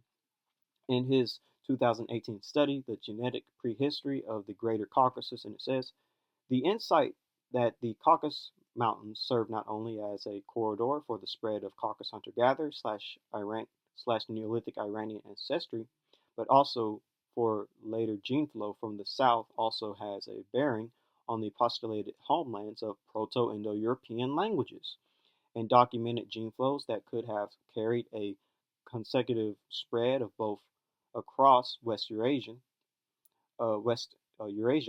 perceiving the Caucasus as an occasional bridge rather than a strict border during the Neolithic and Bronze Age opens up the possibility of a homeland of Proto-Indo-European south of the Caucasus, which itself provides a parsimonious explanation for an early branching of Anatolian languages. Furthermore, we know that it was the Caucasus hunter-gatherers slash Iranian-related ancestry that contributed to the genetic makeup of the Yamnaya or Proto-Indo-Europeans. The Proto-Indo-Europeans, i.e., the Yamnaya people, and the related cultures seem to have been a mixture of Eastern European hunter-gatherers and people related to the Near East, either Caucasus hunter-gatherers or Iranian Chalcolithic people with a Caucasus hunter-gatherer component. Each of these two populations contributed about half the Yamnaya DNA. According to Jones at 2015 study, Caucasus hunter-gatherers' genomes significantly contributed to the Yamnaya steppe herders who migrated into Europe 3000 BCE, supporting a formative Caucasus influence on this important early Bronze Age culture. Caucasus hunter-gatherers left their imprints on modern-day populations from the Caucasus and also Central and South Asia, possibly marking the arrival of Indo-Aryan or Indo-Iranian languages. Our analysis showed that the ancient populations of the Chalcolithic Iran, Chalcolithic Armenia, Bronze Age Armenia, and Chalcolithic Anatolia were all comprised of the same ancestral components. That's from genetic insights into the origins of farming in the ancient Near East. So basically, Caucasus hunter-gatherer, Iranian DNA, and Eastern hunter-gatherers came together, creating the Yamnaya, and the Yamnaya are Proto-Indo-Europeans. So, and of course, Proto-Indo-Europeans are likely the descendants of Japheth, and Caucasus hunter-gatherers contributed basically half of their DNA to Proto-Indo-Europeans. This is from Mercer Dictionary of the Bible, and I'm just going to read what's in yellow, and it says, Japheth, may God enlarge, was one of Noah's sons. Apparently Japheth was fruitful, for he had at least 7 children who became the ancestors of the people who lived in the north and west of Palestine in the modern territory of the Anatolia and the Aegean. Thus Japheth primarily became the ancestor of the modern-day Indo-European family of nations. Most people agree that Japheth is Indo-European. It's likely that Caucasus hunter-gatherers are descendants of Japheth. That's highly likely. Caucasus hunter-gatherers also had Haplogroup J, and Haplogroup J would have been part of the Indo-European migration. Jones, a 2015 study, analyzed genomes from males from Western Georgia and the Caucasus from the late Upper Paleolithic and the Mesolithic. These two males carried Y-DNA haplogroup J star and J2A, later refined to J1-Y6305 and J2-Y12379. The mitochondrial haplogroups of K3 and H13C, respectively. The researchers found that these Caucasus hunter-gatherers were probably the source of the Near Eastern DNA in the Yamnaya. This is from How Eurasia Was Born, and it says, while early Indo-Europeans who originally crossed from Anatolia in the Bronze Age were most likely represented by various J2 subclades, genetic data suggests that as soon as they reached Central Europe, they assimilated large masses of the native population, and from then on, the rest of their expansion were characterized by more recently formed subclades of the haplogroups characteristics of the native populations. So here's just a map showing you the association and distribution of haplogroup J in Indo-European, and it fits perfectly. So the spread of Indo-Europeans would have been in the similar location for the spread of Japheth as well. If Indo-Europeans came from the southern Caucasus, the Armenian plateau going into Anatolia, the Pontic Steppe, and Iran, and Indo-European languages, same way, going into Anatolia, the Yamnaya culture, and Iran. And this is the same route that Japheth descendants would have took. If you look at any Bible map for the migration of Japheth, it's going into the exact same locations of Europe, Central Asia, and South Asia, Japheth descendants, and the same place where we see the spread of Indo-European languages and this Caucasus hunter-gatherer Iranian DNA. So it makes more sense for haplogroup J to belong to Japheth than Shem. Basically, Caucasus hunter-gatherers literally created the Proto-Indo-Europeans. Haplogroup J in Caucasus hunter-gatherer/Iranian DNA has more of a connection to Proto-Indo-Europeans in origin than to Proto-Afro-Asiatics and Proto-Semites in origin. Basically, we see two types of people genetically in the Middle East: the Natufian Afro-Asiatic Semites and Indo-European Iranians. The genomic history of the Middle East. Arabians and Bedouins are positioned close to ancient Levantines, while present-day Levantines are drawn towards Bronze Age Europeans. Iraqi Arabs, Iraqi Kurds, and Assyrians appear relatively closer to ancient Iranians. Ancient Iranians, Indo-Europeans.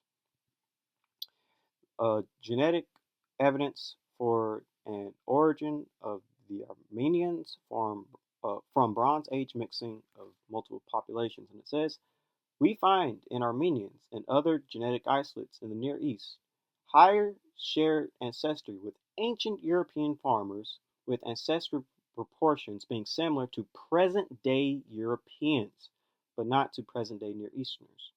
These results suggest that genetic isolates in the Near East, Cretans, an island population, Near Eastern Jews and Christians, religious isolates, and Armenians, ethno-linguistic isolate, probably retain the features of an ancient genetic landscape in the Near East that had more affinity to Europe than the present populations do. Our tests show that most of the Near East genetic isolates ancestry that is shared with Europeans can be attributed to expansion after the Neolithic period. So we did have Middle European populations in the ancient Near East, which we covered, and some of these people just stayed in the region and they became genetic isolates. So there are Europeans there, which is fascinating. And this is very in stark contrast to who Semites would be. This paper makes an additional inference, since there is archaeological and physical anthropological reason to believe that the Natufians were related to modern Semitic-speaking peoples of the Levant.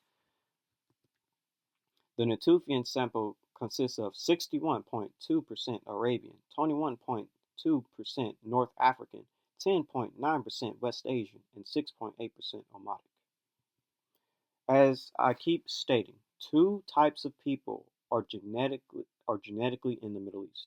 You have your Natufian Afro-Asiatic Semites and Indo-European Iranian Caucasus hunter-gatherers. Now the question is there any evidence of Indo-Europeans in the ancient Middle East? Besides the fact that, they originated there, Indo-European popping up there. Besides from that, is there any evidence from history of an Indo-European population and kingdoms in the Middle East historically? But this is where we end haplogroup E versus J, Proto-Semitic genome. Indo-European empires in the ancient Near East: the Matani, the Hittites, and the Cascites. There were Indo-European empires in the ancient Near East. I'm going to briefly cover the evidence of these civilizations being Indo-European, but I'll provide a playlist titled for each kingdom for you to study further. I advise that you watch all the videos from my playlist: the Matani Kingdom, the Hittite Kingdom, the Cascite Kingdom. The playlist will provide a much deeper understanding of the history behind these ancient Indo-European peoples of the Near East. Now let's begin. The Kingdom of Metani. While the Matani kings and other members of royalty bore names of Indo-Aryan origin, the names of the Matani aristocracy frequently are of Indo-Aryan origin, and their deities also show Indo-Aryan roots. And I'm just going to name a few of them, such as Mitra and Indra. These Indo-Aryan deities are listed in two treaties between Metani and Hatti from Hattusa. Some theonyms, proper names, and other terminology of the Metani are considered to form of part an Indo-Aryan substrate, suggesting that an Indo-Aryan elite imposed itself over the Hurrian population in the course of the Indo-Aryan expansion.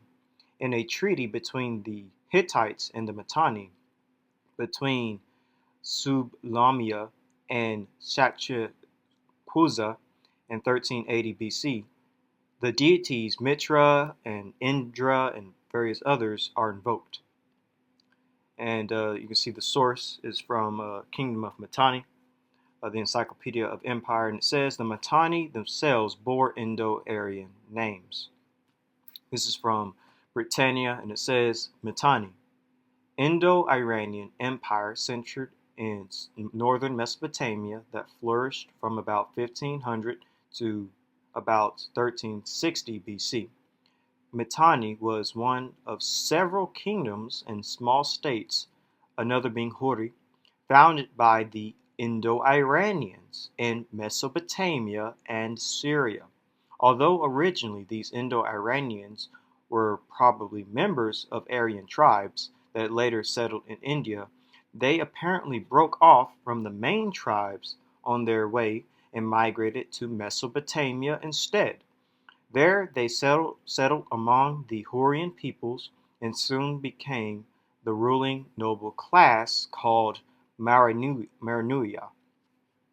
And this is a paper called About the Matani Aryan Gods, and it says a number of Indo-Aryan sounding words have been identified in the cuneiform documents of the Matani Kingdom, which was from 1500 through 1200 BCE.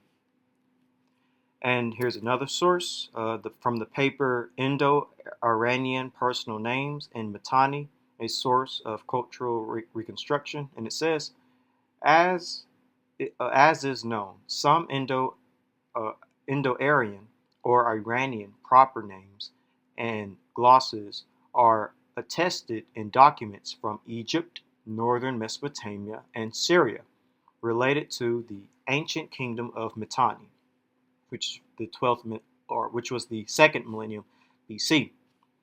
At the beginning of the 20th century, some Indo-Aryan or Iranian proper names and glosses were found in documents from Egypt, northern Mesopotamia, and Syria, mainly from the land of the Hurrian region of Metani. This language fossils occur in Hittite, Egyptian, and Hurrian documents concerning the kingdom of Metani. El Armana letters from 14th century BC, a treaty between the Hittites and Metani, which is 1380 BC. And here's just a map of the Matani Empire. And as they said, the Matani Empire, which is situated in northern Mesopotamia. And this is from World History Encyclopedia. And it says, the Matani Kingdom ruled over the northern Euphrates Tigris region between 1475 BCE and 1275 BCE.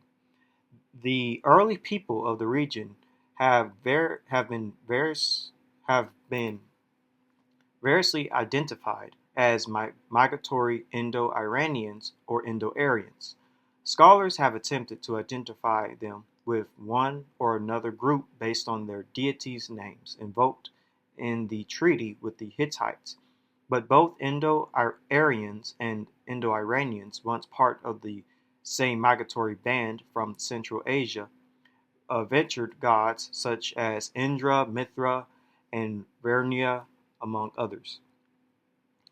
This is a map illustrating the changing fortitudes of the Matani Empire, an Indo-Iranian society from northern Mesopotamia, with its heartland in the Khyber River region, that at its height in 1500 BCE extended from the Zagros Mountains in the east through Syria to the Levantine coast of the Mediterranean Sea. So the Matani Empire and people, specifically the ruling class and warriors, were Indo-Iranian or Indo-Aryan people. As explained before, Indo-Iranian or Aryans are Indo-European peoples, and they had an empire in the Near East, specifically in Syria and northern Mesopotamia. They likely entered the Near East from the southern Caucasus or Iran from the Yamnaya culture. So remember, Proto-Indo-European will spawn Proto-Indo-Iranian. And just to read Proto-Indo-Iranian down below, it says Proto-Indo-Iranian was a Satstrum language, likely removed less than a millennium from its ancestor, the late Proto-Indo-European language, and in turn removed less than a millennium from the Vedic Sanskrit of the Rig Veda, its descendants. Proto-Indo-Iranian has been considered to form a subgroup along with Greek, Armenian, and Peruvian on the basis of many striking similarities in morphological structure. And then, of course, from Proto-Indo-Iranian comes the Proto-Indo-Aryan, and Proto-Indo-Aryan is meant to be the predecessor of Old Indo-Aryan, which is from 1500 through 300 BCE, which is directly attested as Vedic and classical Sanskrit, as well as by the Indo-Aryan substream in Metani.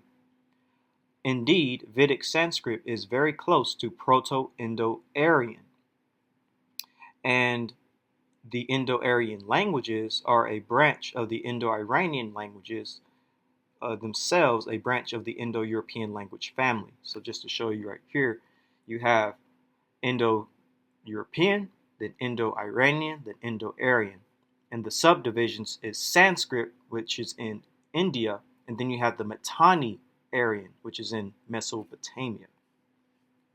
And it says, being the descendant of Proto-Indo-Iranian, which in turn is the descendant of Proto-Indo-European. So these are Indo-Europeans, basically. So here's the migration, one route, how the Matani could have entered Mesopotamia, Indo-Europeans, migrating down through the Caucasus, going into northern Mesopotamia in the Near East. And this is one way the Matani could have got there. And here's another route the Matani could have got there, going from the Yamnaya culture, Proto-Indo-Europeans, going through Central Asia. And then one group, as they said, one group of Aryans would have went into India, whereas the other group of Aryans went into the Middle East, into Mesopotamia. You have Indo-Europeans, Iranian groups going into the Middle East. And so here is the map of the Matani Empire with each border highlighted. The lighter shade of blue is from 1490 BC. The medium shade of blue is from 1350 BCE. And the darker shade of blue is from 1300 BCE. But basically, this is the empire of these Indo-Iranian or Indo-Aryan peoples right in the center of the Middle East, which is very fascinating. You have this Indo-European empire lasting from 1500 through 1300 BCE. Very interesting. Here's just another map showing it, but a little bit of an outer zoom of the Matani Empire, basically from the Levant to very close to southern Mesopotamia. And This is an Indo-European empire right in the Middle East, Indo-Iranian, Indo-Aryan empire. So there were ancient Indo-Iranians or ancient, Aryans, Indo-European peoples in the Near East. Now let's look at the Hittite Empire. Between the 15th and 13th centuries BC, the Empire of Hattusa, conventionally called the Hittite Empire, came into conflict with the New Kingdom of Egypt, the Middle Assyrian Empire, and the Empire of Matani for control of the Near East. Hittite was an Indo-European language that was spoken by the Hittites, a people of Bronze Age Anatolia, who created an empire centered on Hattusa or Hutasa, as well as parts of the northern Levant and upper Mesopotamia.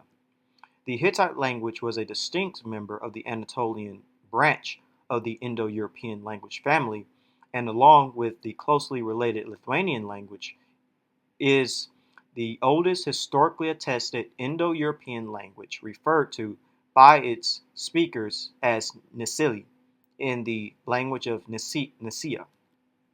Hittite is the best attested member of the Anatolian branch of Indo-European language family and the Indo-European language for which the earliest surviving written attestation exists, with isolated Hittite loanwords and numerous personal names appearing in an Old Assyrian context from as early as the 20th century BC. The language of the Hattusa tablets was eventually deciphered by a Czech linguist, Bedřich Krause, who on 24th November 1915 announced his results in a lecture at the Near Eastern Society of Berlin. His book about the discovery was printed in Leipzig in 1917 under the title The Language of the Hittites, Its Structure and Its Membership in the Indo-European Linguistic Family.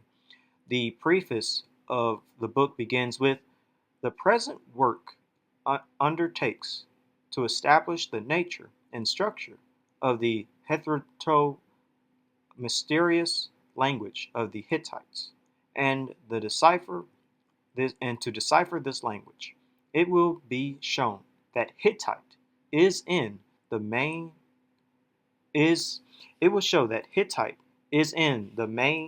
an Indo-European language." And so this is from Britannia. Hittite, member of an ancient Indo-European people who appeared in Anatolia at the beginning of the second millennium BCE. By 1340 BCE, they had become one of the dominant powers in the Middle East. So the Hittites were a dominant power in the Middle East, the Indo-European people. The Hittite language, most important of the extinct Indo-European languages of ancient Anatolia. So this is the Hittites from Bergen timeline of art history. And it says, this is from the Metropolitan Museum of Arts, the Hittites who spoke an Indo-European language, a family of languages that includes English, dominated much of Anatolia and neighboring regions between about 1650 and 1200 BC. It has been suggested that groups speaking languages related to Hittite first entered Anatolia at the end of the 3rd millennium BC, but the Hittites first arose to prominence around 1750 BC. So the Hittites are an ancient Indo-European people that had an empire in the Near East, specifically Anatolia and parts of Syria and northern Mesopotamia. The Hittites could have came to Anatolia from the Yamnaya culture, or they could have came from the southern Caucasus, basically one of the homelands of Proto-Indo-Europeans, which was, those regions. It's highly likely they came from the southern Caucasus to me, but the Hittite language is actually one of the oldest Indo-European languages. This is from Chencho, excuse me for my mispronunciation of his name, Wong, in his 2018 study, the genetic prehistory of the Greater Caucasus, and it says the insight that the Caucasus Mountains served not only as a corridor for the spread of Caucasus hunter-gatherer / Iranian Neolithic or Neolithic Iranian ancestry, but also for later gene flow from the Caucasus from the south also has a bearing on the postulated homelands of Proto-Indo-European languages and documented gene flows that could have carried a consecutive spread of both across West Eurasia, perceiving the Caucasus as an occasional bridge rather than a strict border during the Neolithic and Bronze Age opens up the possibility of a homeland of Proto-Indo-Europeans south of the Caucasus, which itself provides a parsimonious explanation for an early branching off of Anatolian languages. And this is from Peter de Barros Damgaard in his 2018 study, The First Horse Herders and the Impact of Early Bronze Age Steppe. And it says, they further note that this leads support to the Indo-Hittite hypothesis, according to which both Proto-Anatolian and Proto-Indo-European split off from a common mother language no later than the 4th millennium BCE. And this is from Dr. David Reach, and it says, ancient DNA available from this time in Anatolia shows no evidence of steppe ancestry similar to that in the Yamnaya. This suggests to me that the most likely location of the population that first spoke an Indo-European language was south of the Caucasus Mountains, perhaps in modern-day Iran or Armenia, because the ancient DNA from people who lived there matches what we would expect for a source population both for the Yamnaya and for ancient Anatolians. In this scenario, if this scenario is right, the population sent one branch up into the steppe, mixing with steppe hunter-gatherers in a 1-to-1 ratio to become the Yamnaya, as described earlier, and the other to Anatolia, to found the ancestors of people there who spoke languages such as Hittite. So again, this is dealing with Proto-Indo-Europeans.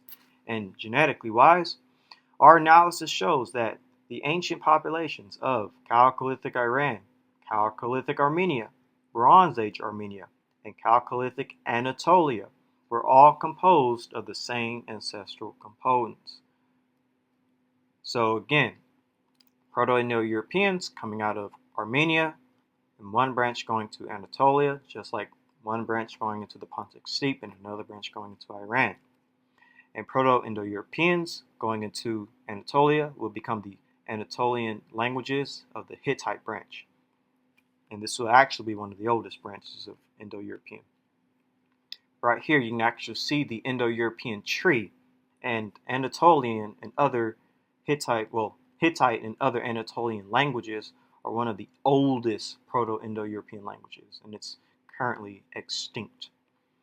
So it goes first from Hittite to Chocnin, then Armenian, and then Greek, Albanian, Indo-Iranian, Baltic Slavic, Germanic, Italic, and Celtic. And this is just another chart dealing with it. Anatolian being one of the oldest Indo-European languages. Hittite is at the top. And then you have all the other languages. Here's the bigger tree of Indo-European, but here's the more older branches of it. And so here's just a map. You can find these images, by the way, if you type in tracing the origins of Indo-European languages. There's an article that touches on this. This study suggests that Indo-European language family originated in Anatolia, modern-day Turkey. So here is the Anatolia. And then from there, you'll get the Armenian next, and then the Indo-Iranian next. And as you can see, it overlaps in the Middle East. And here is the map of the Hittite Empire, smack dab in Anatolia, just as we read.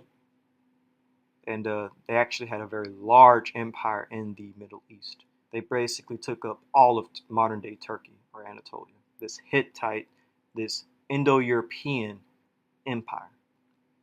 So the Hittites were ancient Anatolian Indo-Europeans in the Near East. It's very important. Now let's get into the Cascites. So the Cascites were people of the ancient Near East who controlled Babylon after the fall of the Old Babylonian Empire from 1595 BC and until 1155 BC. They gained control of Babylonia after the Hittite sack of the city in 1595 BC and established a dynasty based first in Babylon and later in Dur-Khazrilu. The Cascites were members of a small military autocracy, but were efficient rulers and locally popular. And their 500-year reign laid an essentially groundwork for the development of subsequent Babylonian culture. The chariot and the horse, which the Cascites worshiped, first came into use in Babylonia at this time. The Cassite language has not been classified. What is known is that their language was not related to either the Indo-European language group nor the Semitic or other Afro-Asiatic languages, and is most likely to have been a language isolate, although some linguists have proposed a link to the Hurrian language of Asia Minor. According to some data, the Cascites were a Hurrian tribe. However, the arrival of the Cascites has been connected to the contemporary migrations of Indo-European peoples. Several Cassite leaders and deities bore Indo-European names, and it is possible that they were dominated by an Indo-European elite similar to the Metani, who were ruled over by Hurrian-speaking Hurrians of Asia Minor. So this source is from Who Are the Greeks, and it says, among the names of Cassite kings are some which appear to contain Indo-European elements, as though they belong to families which had once used Indo-European speech, but had lost it as their language official. Through assimilation to the people of Cassite speech, whose movements they were now directing. Some Cassite deities, too, seem to have Indo-European names. And this is from the New Encyclopedia Britannica, and it says that there was a migration of Indo-European speakers, possibly in waves, which can be dated to the 2nd millennium BC, is clear from archaeology and epigraphic evidence in Western Asia. Mesopotamia witnessed the arrival in about 1760 BC of the Cascites, who introduced the horse and the chariot and bore such obviously Indo-European names as, I'm just going to name some of them, like Indra and Mitra and Sanskrit. So they have like a really Iranian or Aryan type of feel to them, the Cascites. This is from the peoples of the highland vanquished cultures of the Luristan, Matani, and Urartu, and it says, during the 2nd millennium, the long process began by which Indo-European peoples from the northern steppes began the Caucasus establishment themselves about West Eurasia, Iran, and northern India.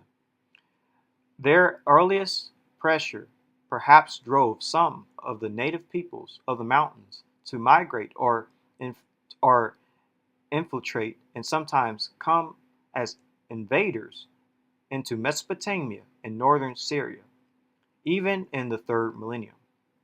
The Indo-Europeans then drove their way through these people, drawing many of them in their trains as subjects or allies, and appeared themselves early in the 2nd millennium as invaders and conquerors in the Near East.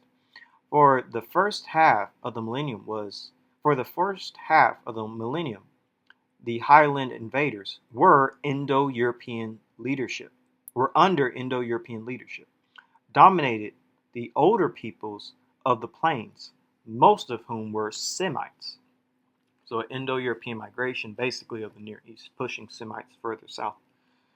So this is from Iranian Arts and Architecture from Britannia, and it says, much less is known about the northwest part of modern-day Iran during the 2nd millennium BCE. but from about 1000 BCE onwards, it acquired a new importance. The southward migration of Indo-European peoples many centuries earlier, which had brought the Hittites to Anatolia and the Cascites to Babylon, was now followed by a new wave of peoples.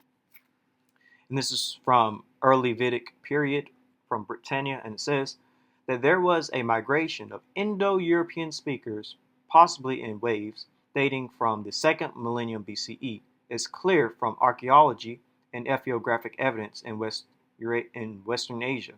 Mesopotamia witnessed the arrival about 1760 BCE of the Cascites, who introduced the horse and the chariot and bore Indo-European names.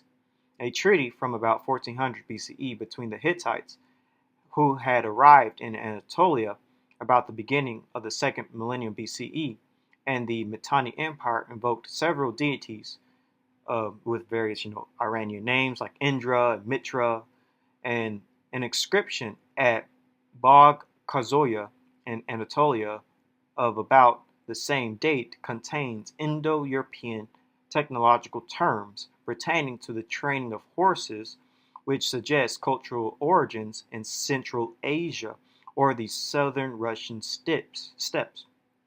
Clay tablets dating to about 1400 BCE, written in Tel Amarna in Upper Egypt and Akkadian cuneiform, mentions names of princes that are also Indo-European. And this is a book called Ancient Europe.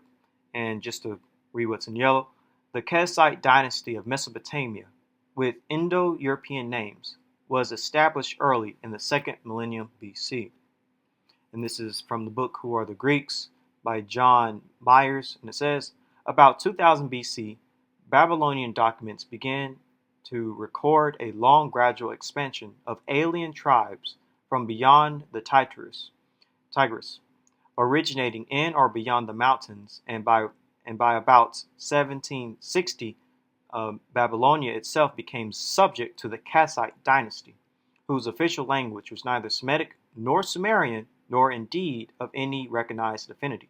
But as the Cascites introduced the horse into Babylonia and used it like the Aryans, who were bringing it about the same time into northern India, not for riding but for drawing wheeled vehicles, it is inferred that they had been in contact before arrival in Babylonia with the people of the Aryan culture and speech. More than this, among the names of Cassite kings are some which appear to contain Indo-European elements, as though they belonged to families which had once used Indo-European speech, but had lost it as their official language, through assimilation to the peoples of Cassite speech, whose movements they were now directing.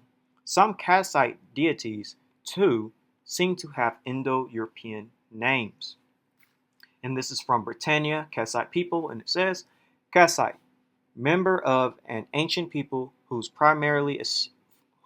known primarily for establishing the second or middle Babylonian dynasty. They were believed, perhaps wrongly, to have originated in the Zagros Mountains of Iran. Chronicles and kings lists are imprecise, and although the Cassite kings traditionally ruled over Babylonia for 576 years, it is probable that the first Cassite kings reigned in Babylonia simultaneously with the last kings of the first Babylonian dynasty. This is from World History Encyclopedia, titled Cassite, and it says, it is thought that the Cascites originated as tribal groups in the Zagros Mountains to the northeast of Babylonia. Their leaders came to power in Babylon following the collapse of the ruling dynasty of the Old Babylonian period in 1595 BC. The Cascites retained power for about 400 years until 1155 BC. And here's a map of the Cassite Babylonia from 1500 BC. So the Cascites, either an Indo-European, Iranian, Aryan people, or a group known as the Hurrians, perhaps a mixture of the two, conquered and ruled Babylon after the Indo-European Hittites sacked Babylon. It is very interesting to see that these Cascites, perhaps descendants of Iranian Indo-Europeans or ancient Iranians, journeyed with them, were able to not only conquer the Semitic civilization of Babylon, but also rule it for about 400 or 500 years, nearly half a millennium. The Cassite dynasty would have been one of the oldest ruling dynasties of the ancient Near East, and it wasn't even Semitic in origin. This leads to my next point.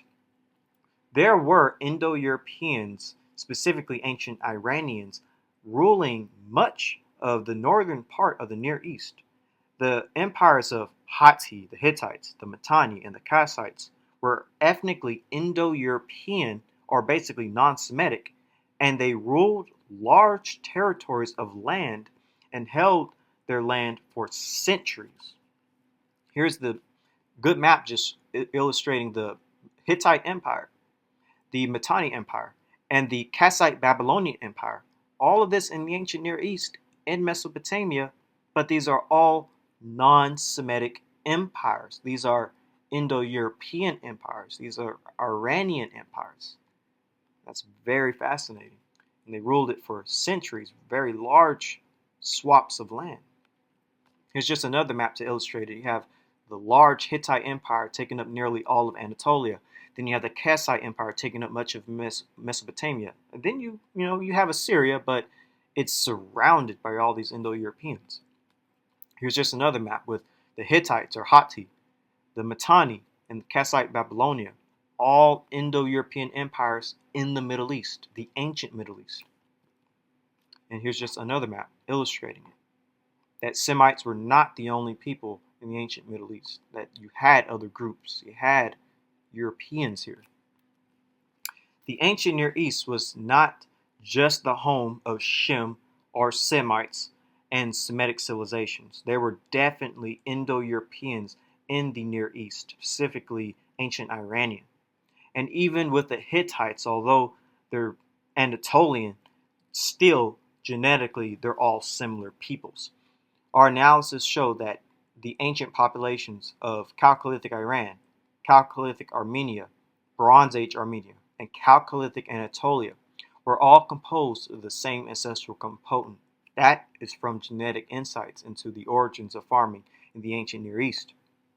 Interestingly, the fact that Indo-European ancient Iranians lived in the Near East actually does fit what we find when it comes to DNA in modern Middle Easterners. This is from the genomic history of the Middle East, and it says present-day Levantines are drawn towards Bronze Age Europeans. Iraqi Arabs, Iraqi Kurds, and Assyrians appear relatively closer to ancient Iranians. We found an ancestry related to ancient Iranians that is ubiquitous today in all Middle Easterners. Previous studies showed that this ancestry was not present in the Levant during the Neolithic period, but appeared in the Bronze Age, where 50% of the local ancestry was replaced by a population carrying ancient Iranian-related ancestry. This population potentially introduced the Y chromosome haplogroup J1 into the region. So haplogroup J would have came in with people with this Iranian ancestry or DNA. So modern Middle Easterners, at least those with haplogroup J, are literally just ancient Iranian, Anatolian Armenians, basically. A branch of these groups that migrated into the Middle East. When it comes to DNA tests from companies like 23andMe and Ancestry.com, etc., Caucasian, Iranian, and Anatolian is typically labeled as West Asian, aka Middle Eastern. So let's look at some Armenian DNA tests. As you can see, labeled West Asian and North African at 66%. The top results is Iran and Armenia, as you can see. And you can see over here, West Asian and North African at 98%. It is basically, as you can see right here, it's in the Caucasus and Iranian regions. And I feel like it's a bit disingenuous to basically put together West Asian and North African, because as you can see, the North African for this person is like 1.6, and the North African for this person is like 0.4. It's like, why connect West Asian and North African? But anyways, you can look down below. You can go on Reddit and look up Armenian DNA Tests as well to find this. And here's using Ancestry.com. It has Turkey and the Caucasus, Iran/Persia. Right here, for this person, it has 97.9% dealing with the Caucasus. Right here, with this person, 65% dealing with Iran and Armenia, but this is labeled as West Asian. Here it is right here, West Asian, Iran, Caucasian, Mesopotamia, Turkey, Eastern Province at around 82% and 59%, breaking it down, of course. And then right here with this person, West Asian, Iran, 93%. West Asian at 97%, dealing with Iran, Turkey, and Armenia. Right here's another one, West Asian, dealing with Iran, Turkey, and Armenia at 94%. And Armenia, 99.1%, but only like 0.2% North African. I don't know why they label that together.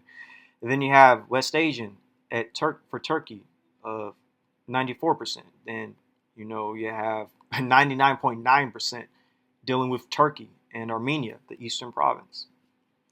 And then just showing you more, West Asian 99.8%, Turkey, Armenia, 50%, Iran/Persia, Turkey, and the Caucasus. And here's Middle Eastern, 100% Asia Minor. And it's funny how it's right in the territory of like Anatolia, the Hittites, So dealing with Iranian DNA tests, it's pretty much the same thing. Iranian, Caucasian, and Mesopotamian all lumped together at 97%. Iran, Caucasian, Mesopotamia, Iran, 96%. Iranian, Caucasian, Mesopotamian, 88.7%. Then dealing with Anatolian DNA tests, you have Anatolian, Western Province, 88.5%. Anatolian, 86.7%. And then if you were to break it down in something like GEDmatch, basically it'll be like Turkish, and it'll be Northwestern Anatolian. And you also see that it'll be like basically the Caucasus being the highest. And so just to show you more, Turkey, Anatolia, Turkey, and Azerbaijan, and Iran, and Turkey, all considered West Asian. And then you have Anatolia at 70%, Turkey 50%, Anatolia and Turkey up to 97%. So basically, Caucasian, Iranian, and Anatolian is labeled West Asian, aka Middle Eastern. Now, I don't necessarily disagree with this. They are Middle Eastern, but they are the Indo-European branch of Near Easterners that settled in West Asia, descending from Hittites and Cascites and Metani and other groups. By the way, this is why African Americans would never test at 100% Middle Eastern populations. DNA tests are looking for Caucasian, Iranian, and Anatolian DNA. Personally, I believe it's best to look at raw DNA data to see if you have true Semitic ancestry, i.e. Natufian and Ibero-Maurusian. Ancient populations like Semites came from those peoples, not ancient, populations being Indo-Europeans, which comes from Anatolia, the Caucasus, and Iran. I find it a bit strange and interesting and ironic that Caucasian, Iran, and Anatolia, the place where Indo-Europeans probably came from, is considered the Middle Eastern DNA. It's a bit strange. But with all that being said, I do find it interesting that the location where ancient Indo-European civilizations resided, to this day, is still the areas where you find Indo-European speakers in the Middle East. So remember, you have the Hittites, the Matani, the Cascites, basically all in northern Mesopotamia. And to this day, this is still where a lot of Indo-European speakers are. Languages of the Middle East, Indo-European languages, all right here. It's still to this day, Indo-Europeans are typically north of the Near East. So anciently and modernly, you can see it. So the same area north of the Near East is also, by the way, the territory of Japheth. If you look at most biblical maps for Genesis 10, Japheth is the one who settled the northern part of the Near East. Again, the land of Shem wasn't just settled by Shem. Japheth was also there. And scriptures does allude to the fact that Japheth would dwell in the tents of Shem. Perhaps this means the land of Shem. And it says in Genesis chapter 9, verse 27, you can read various interpretations of the scripture, but it does say, may God extend Japheth's territory. May Japheth live in the tents of Shem. And then it says, may God expand the territory of Japheth. May Japheth share the prosperity of Shem. May God enlarge Japheth and let him dwell in the tents of Shem. May God expand the territory of Japheth. May he dwell in the tents of Shem. So it does allude to the fact of Japheth expanding or migrating, possibly going into the land, the tents of Shem.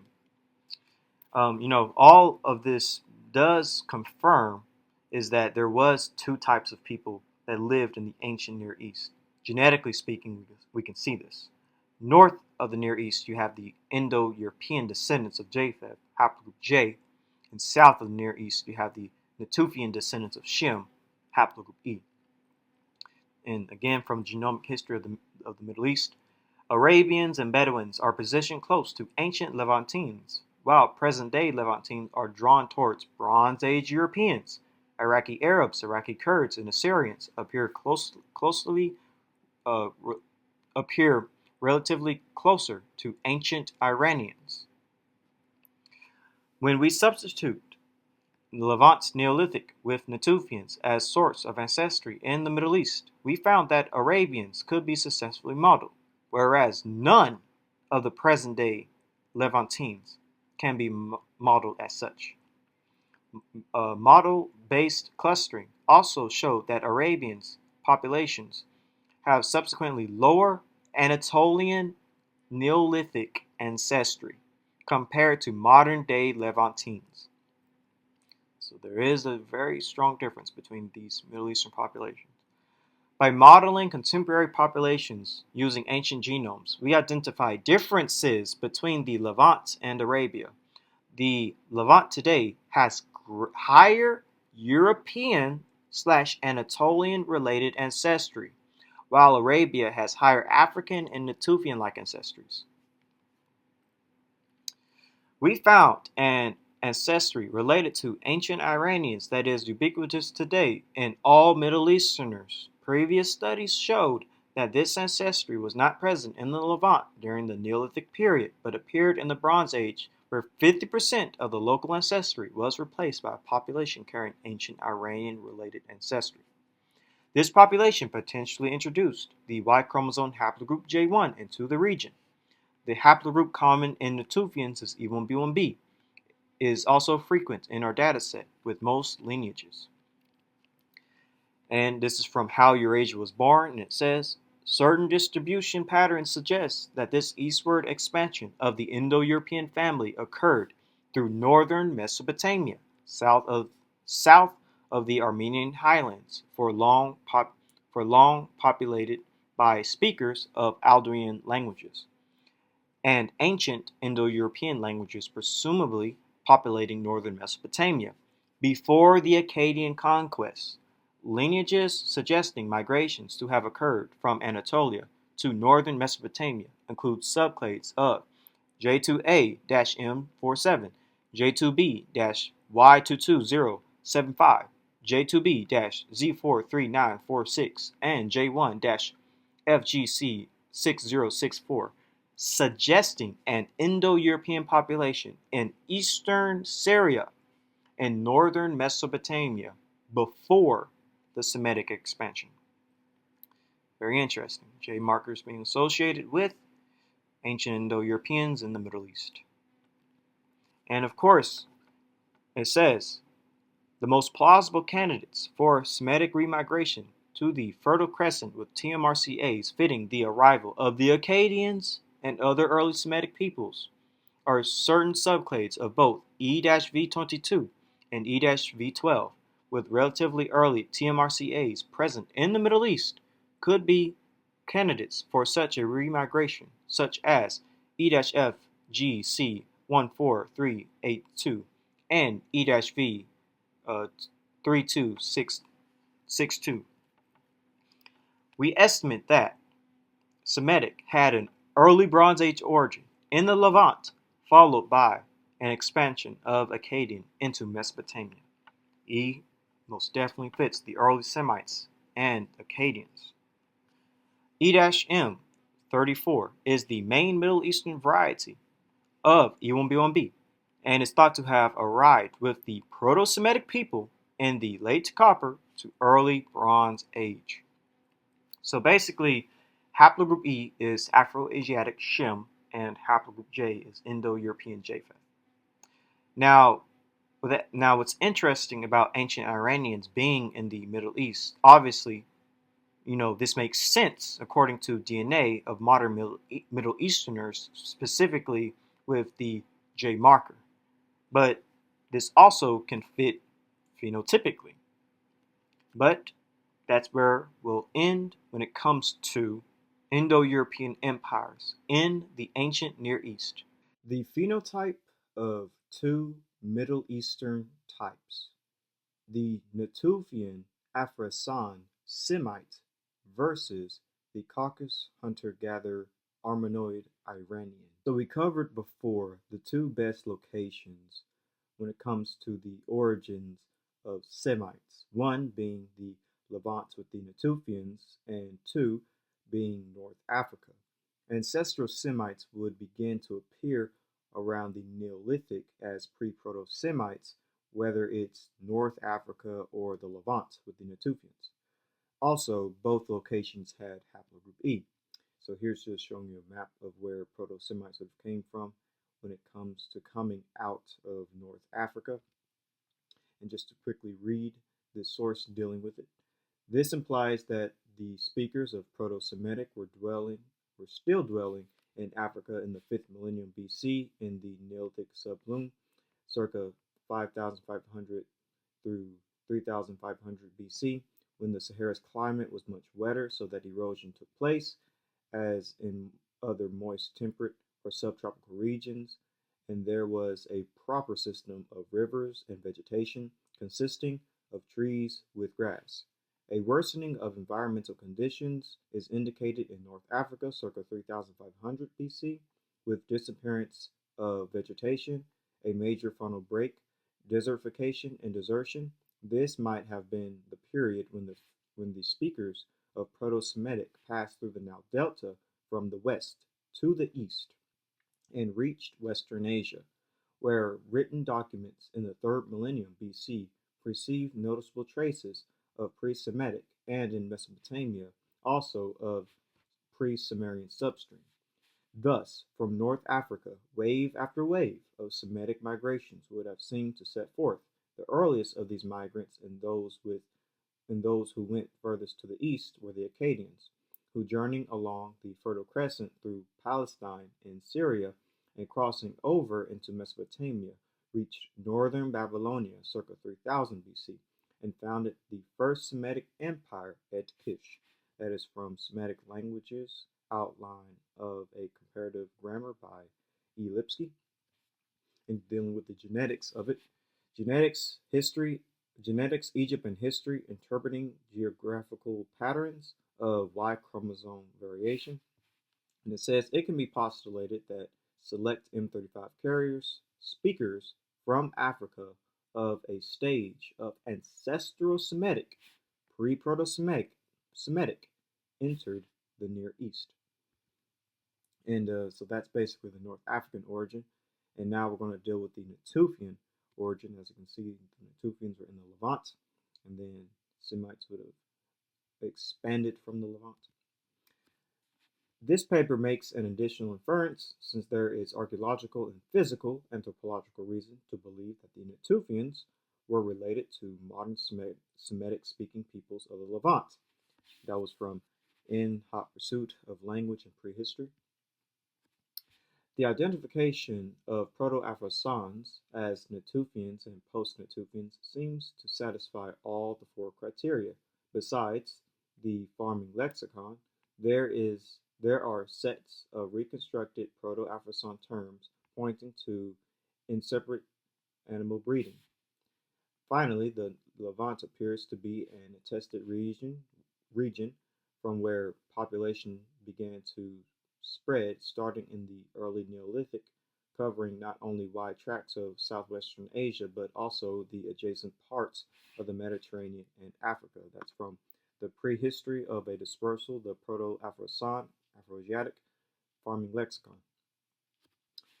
This finding contrasts with both earlier Neolithic and Epipaleolithic Natufian populations, which were dominated, Levantine populations, which were dominated by haplogroup E, and that is from Ancient DNA from Chalcolithic Israel, reveals the role of population mixture in cultural transformation. So, Caucasus hunter-gatherers, on the other hand, were nowhere near the homelands of haplogroup E. Caucasus hunter-gatherers were in Western Asia of the Caucasus and had haplogroup J. So here's the area where we found the remains, as I said, western part of Georgia in the Caucasus Mountains. And it says both Georgian hunter-gatherer samples were assigned to haplogroup J with Catos belonging to the sub-haplogroup J2A.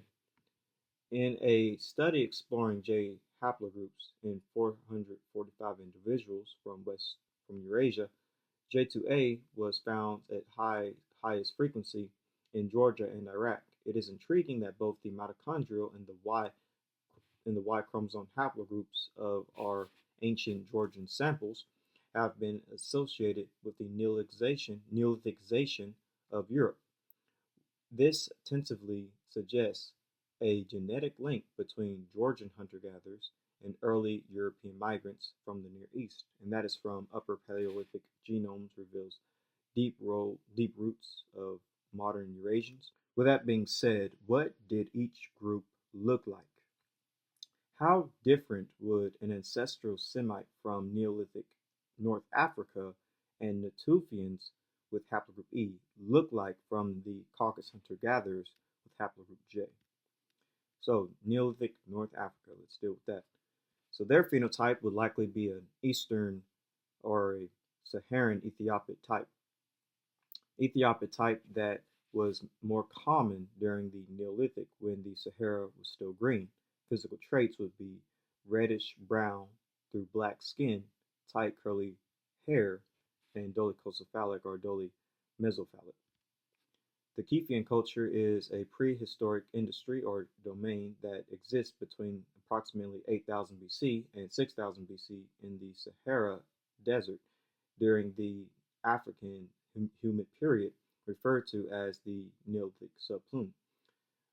Craniometric analysis indicates that this early Heliocene population was closely related to the late Pleistocene Ibero-Maurusians and early Heliocene Caspians of the Maghreb, as well as the mid-Heliocene Mechta groups. So that's what a Kiefian looks like, ancient North African. Here are Ibero-Maurusian reconstructions, and the credentials is to the side if you want to find it. So basically, Neolithic North Africans were dark-skinned, dark curly-haired, and dark-eyed. Now let's deal with the Levant Natufians. So it is a further surprise that the Epipaleolithic Natufian of Israel, from whom the Neolithic realm was assumed to arise, has a clear link to sub-Saharan Africa. Interestingly enough, however, the small Natufian sample falls between the Niger-Congo group and the other samples used. This placement suggests that there may have been a sub-Saharan African element in the makeup of the Natufians. As shown in Figure 1, the Somalis, the Egyptian Bronze Age sample from Naqada, may also have a hint of a sub-Saharan African component. Here's just a chart showing you how close Niger-Congo is to Natufian. And here's another chart showing you that Natufian will fit in between Niger-Congo and a prehistoric / recent Northeast Africa. So, if the late Pleistocene Natufian sample from Israel is the source from which that Neolithic spread was derived, then there was clearly a sub-Saharan African element present of almost equal importance as the late prehistoric Eurasian elements, and that is from the questionable contribution of the Neolithic and the Bronze Age to European craniofacial form. So there's basically how a Natufian would look very similar to a Ibero-Mauritian, ancient North African. So the Natufians of the Levant would have been dark-skinned, dark curly-haired, and dark-eyed. So how about a Caucasus hunter-gatherer? To explore further, we looked at genotypes in two pigmentation genes proposed to have been strongly selected in these ancestors of modern Europeans, namely SLC45A2 and SLC24A5. Select SNPs in the SLC45A2 and SLC24A5 genes contributed to lightening of skin and are almost fixed in modern Europeans. We found that Cascites and Serbia have the ancestral version of the SLC45A2 variant, but both Caucasus hunter-gatherer have the select version of the SLC24A5 gene, encompassed by the most commonly associated haplotype C11, found in modern populations. We found it in most likely that Bichoan, Cascites and Serbia had dark black hair, and brown eyes. And to me, I would say that the Caucasus hunter-gatherers probably had an Armenoid phenotype since this is the typical phenotype of that geographical area. Basically, they would have been short-headed and high skull type with fleshy features, a flat occiput, and hooked nose, often black-haired with light brown skin, common in the mountainous regions of Asia Minor, especially Anatolia and Armenia. And here's basically an Armenoid, how the Caucasus hunter-gatherer likely looked. So Caucasus hunter-gatherers were basically light-skinned, dark-haired, and dark-eyed. Now what's interesting about the contrast between ancestral Semites, like the Neolithic North Africans and Natufians, from the Caucasus hunter-gatherers is that one of these ethnic groups fits the skin tones of Shem, while the other fits the skin tone of Japheth. This is from Perkei de Rabbi Eleazar, and it says, he especially blessed Shem and his sons, black but comely, and he gave them the inhabitable earth. So Shem is black and comely. He blessed Japheth and his sons, they are entirely white, and he gave them for inheritance the deserts and its fields. These are the inheritance with which he endowed them. So Japheth is white. This is from the history of the messengers and the kings, and it says, the children of Sam, or Shem, settled in the center of the earth, which is between Satrama and the sea, and between Yemen and Syria. Allah made the prophets from them, revealed the books to them, made them beautiful, gave them a black complexion, luminous and free of blemish. So Shem has a black complexion. The children of Japheth settled in Safwan toward the north. They are light-skinned and very fair-skinned. So Japheth is light-skinned and fair-skinned. This is from the Persian historian Tabari. Born to Noah were Shem, whose descendants' color are a black complexion with a light brownish undertone and a dark blackish brown. So Shem is black complected, light brown complected, dark blackish complected. Japheth, whose descendants are very fair-skinned and olive-skinned. So Japheth is fair and skin. This is from Ibn Abbas. He said, Allah made the descendants of Sam and the descendants of Ham black-skinned, and he made the descendants of Japheth white-skinned. So both Shem and Ham is black-skinned, and Japheth is white-skinned. This is from the 13th century Christian Ibn al-Abri, and he says, Shem, the land of the browns. So Shem is brown. And Japheth, the land of the reds. So Japheth is red. So according to ancient Jewish, Muslim, and Christian writers, Shem's descendants are associated with dark-skinned peoples ranging from a light brown to black, whereas Japheth, on the other hand, is described as white-skinned. Looking at the Natufians and Ibero-Maurutians, they match more closely to Shem, and Caucasus hunter-gatherers match more closely to Japheth in terms of skin complexion. When we look at ancient Semite depictions and artwork, we can actually see a closer association to the Natufians rather than Caucasus hunter-gatherers.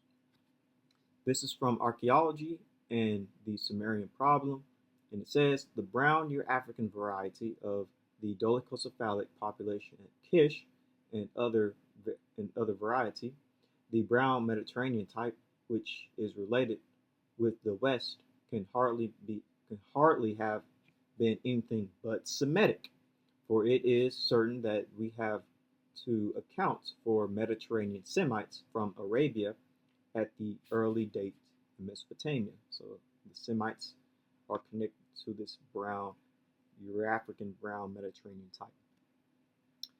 And this is from reports on the human remains found at Kish, and it says, this report on the human remains found at Kish by the Field Museum and Oxford Expedition is based on the material excavated in the Old Sumerian Palace at Eastern Kish. All remains from the palace, or in our terminology, Mound A, belong to the period immediately preceding the age of Sargon of Akkad and are contemporary with the last 4th dynasty of Kish, circa 2900 through 2800 BC.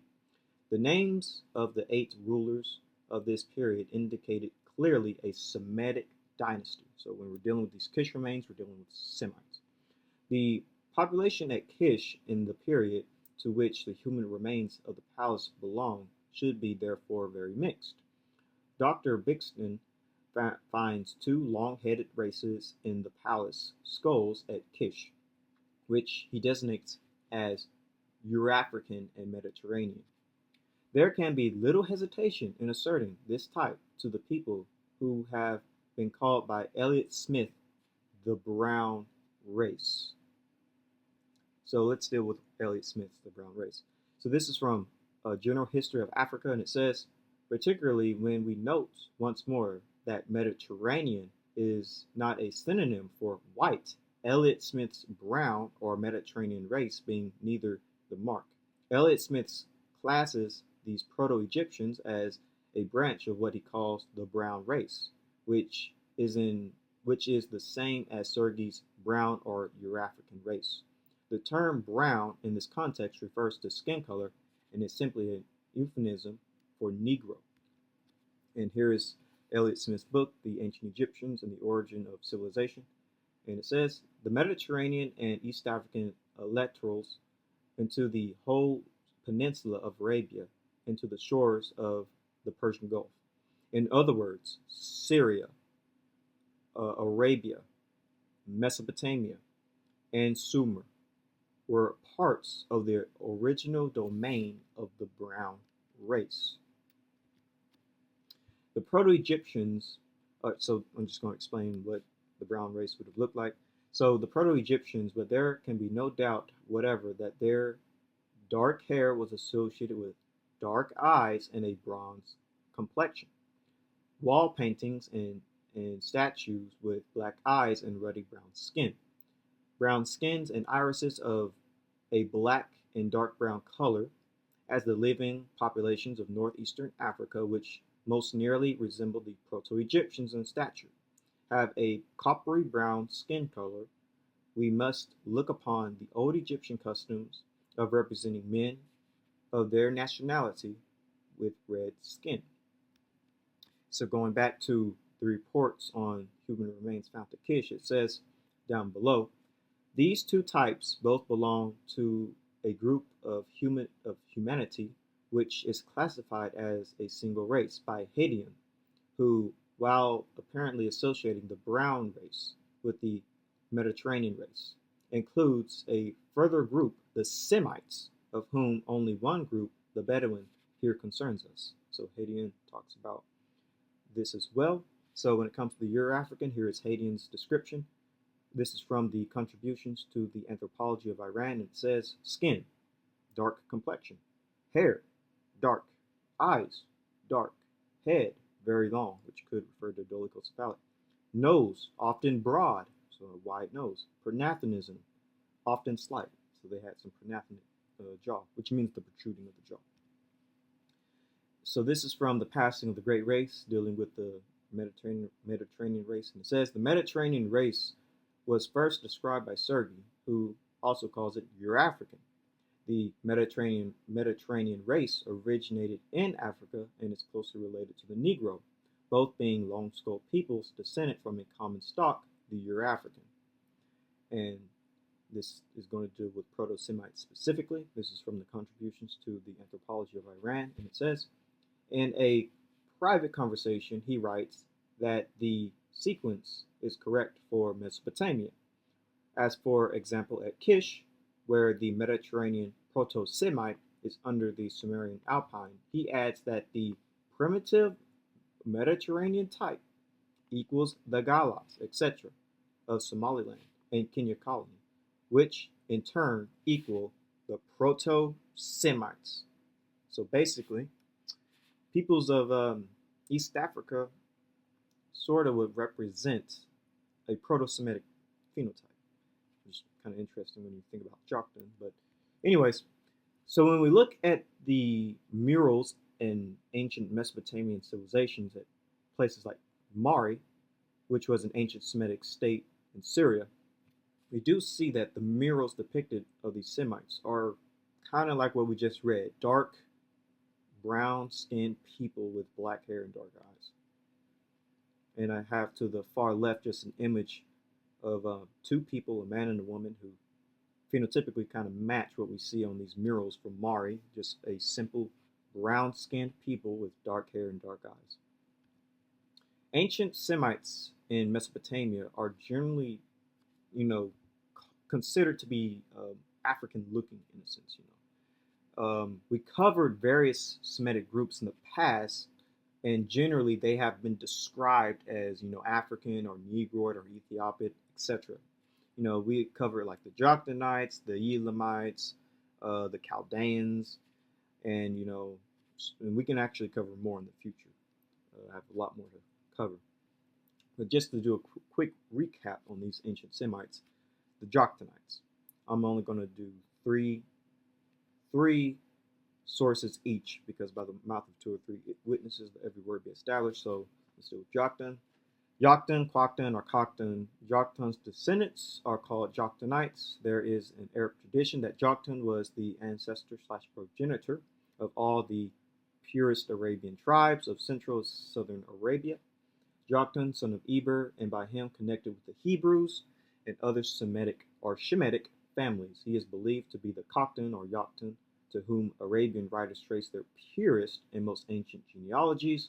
There is an Arab tradition that Joktan, Khaktan, was the progenitor of all the purest tribes of central and southern Arabia. This is from the Geographical Journal, A Periplus of the Persian Gulf by Arnold Wilson, and it says, the people of Dhofar are of the Khaktan tribe, the sons of Joktan, mentioned in Genesis. They are of Hamitic or African rather than Arab types. And so here is a chief from Dhofar, as you can see right here.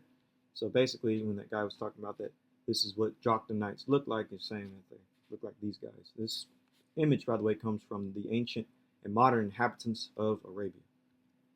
So here is the African presence in early Asia, and it says, the Encyclopedia Britannica gives a description of the physical qualities of the original Arabs. The inhabitants of Yemen, Hadranat, Oman, and the adjacent districts in the shape of the heat, colors, length, and slenderness of the limbs and scantiness of the hair point to an African origin. They claim descent from Khaktan. These Yemenite kings descended from Khaktan and Hamir the Dusky, a name denoting African origin. The general characteristics of the institutions of Yemen bore considerable resemblance to the neighboring ones of the Nile Valley. And this is from the nations of the southeast, early Israel and the surrounding nations. And it says, the people of Sheba belong to the South Arabian stock. In both blood and language, they differed considerably from the Semites of the north. Physically, they bore some resemblance to the Egyptians, and it has been suggested that the Egyptians were originally immigrants from their shores. Some of them crossed the Red Sea and founded colonies in Africa in the modern Abyssinia, where they built cities and introduced the culture of their former homes. Like the Egyptians and the Babylonians, they were a literary people. Their inscriptions are still scattered thickly among the ruins of their towns, written in the letters of the alphabet, which is usually termed Phoenician. And so there's a depiction of, just ancient Egyptians. So here are depictions of Sabaean statues along with peoples of the Red Sea, and I would say that they match perfectly. Specifically, these are Abyssinians, and that's probably how Jokhtanites looked. Now let's just deal with Arabians in general. This is from the book called The Arabs, and it says, the original inhabitants of Arabia then, according to Sir Arthur Keith, one of the world's greatest living anthropologists, who has made a study of the Arab skeletal remains, ancient and modern, were not the familiar Arabs of our own time, but a much more darker people. A proto-Negroid belt of mankind stretched across the ancient world from Africa to Malay, giving rise to the Hamitic peoples of Africa, to the Dravidian peoples of India, and to the intermediate dark people inhabiting the Arabian Peninsula. And this is source right here is from the Negro in the New World. It is quite conceivable that the great peninsula of Arabia was once populated as far as its natural conditions allowed by a primitive Negro stock. This is from Henry Field, and it says, among these Negroid features which may be counted normal in Arabs are the full, rather everted lips, shortness and width of nose, certain blanks in the bearded areas of the face, between the lower lip and chin, and on the cheeks, large, lustrous, griselle-like eyes, a dark brown complexion, and a tenderness for the hair to grow in ringlets. Although the Negro of today is sharply differentiated from although the Arab of today is sharply differentiated from the Negro of Africa, yet there must have been a time when both were represented by a single ancestral stock. In no other way can the prevalence of certain Negroid features be accounted for in the native of Arabia. And just here are some just depictions of various Arabian types. So the Elamites. This is from Prehistoric Nations, and it says the region known as Susnia was politically connected with Chaldea from the earliest times. It was occupied by people of the same race, who in the course of time may have developed a Susnian dialect of the common language. This region was probably included in the district first colonized by the Cushites. Its ruins are of great antiquity and show plainly their Cushite origin. This is from Lectures on the Origin and Growth of Religion, and it says, as, however, M. Dialafo's excavations on the site of Susna have brought to light laminated bricks of the Elamite period, on which a black race of mankind is portrayed. It may it may mean that the primitive Sumerian population of Chaldea was really black-skinned. And this is from the Negro in the New World, and it says the Elamites of Mesopotamia appear to have been a Negroid people with kinky hair, and to have transmitted this racial type to the Jews and Syrians, and evident Negroid elements in Babylonia. And here are just depictions of Elamites, uh, various depictions, and it's quite clear what they look like, these being a people that come from Shem, according to the scriptures. And the Syrian Arameans, let's deal with them. And it says, indeed, they are especially contrast with the black Syrians, who are said to live east of the Armenus and must consequently be Arameans. And by the way, they're contrasting them from the other Syrians, the white Syrians, who are Hittites. And this is from the greatest empires and civilization of the ancient world. And it says, the Cha'ab Arabs, the present predecessors of the more southern parts of Babylonia, are nearly black, and the black Syrians, of whom Strabo speaks, seem intended to represent the Babylonians. And this is from a dictionary of Greek and Roman geography, and it says, the Sio Syri, the ancient name of the Syrians inhabiting Cappadocia, by which they were distinguished from the more southern Syrians, who were of a darker complexion. And so here are some depictions of Bedouin Syrian types right here that were depicted in Egypt by Ramses III. And here are some Arameans from the period of, I believe, the Iron Age. They're being conquered by Assyria. And what's interesting about these two depictions is that obviously the skin tone, but also the fact that they had these, I would say, these head wraps or head hair bands, which may indicate that these may have been the same people. But this was made by the Egyptians, and this was made by the Assyrians. So kind of interesting. Now with the Chaldeans, another Semitic type.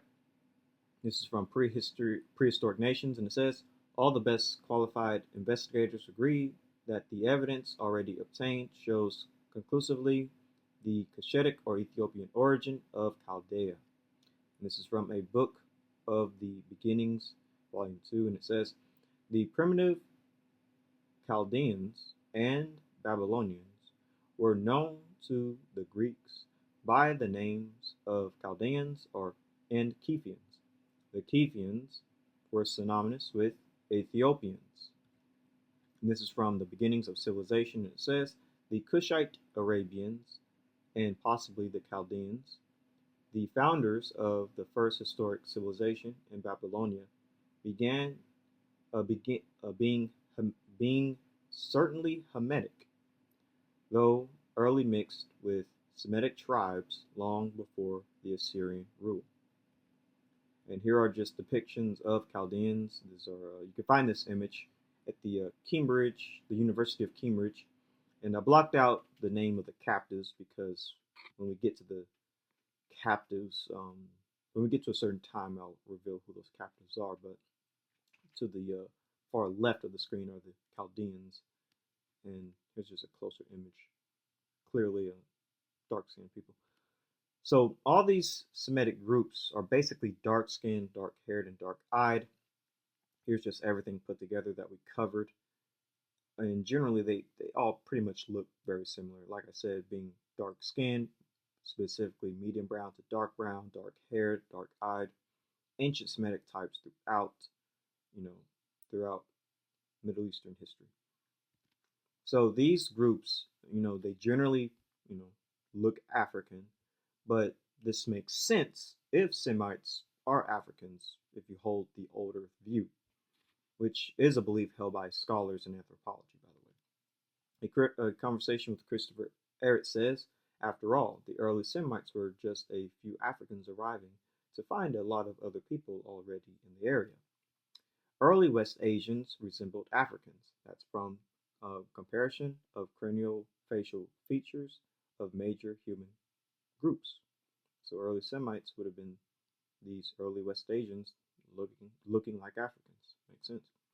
Personally, I would say that early Semites looked like Bedouins and Arabians, basically peoples on both sides of the Red Sea.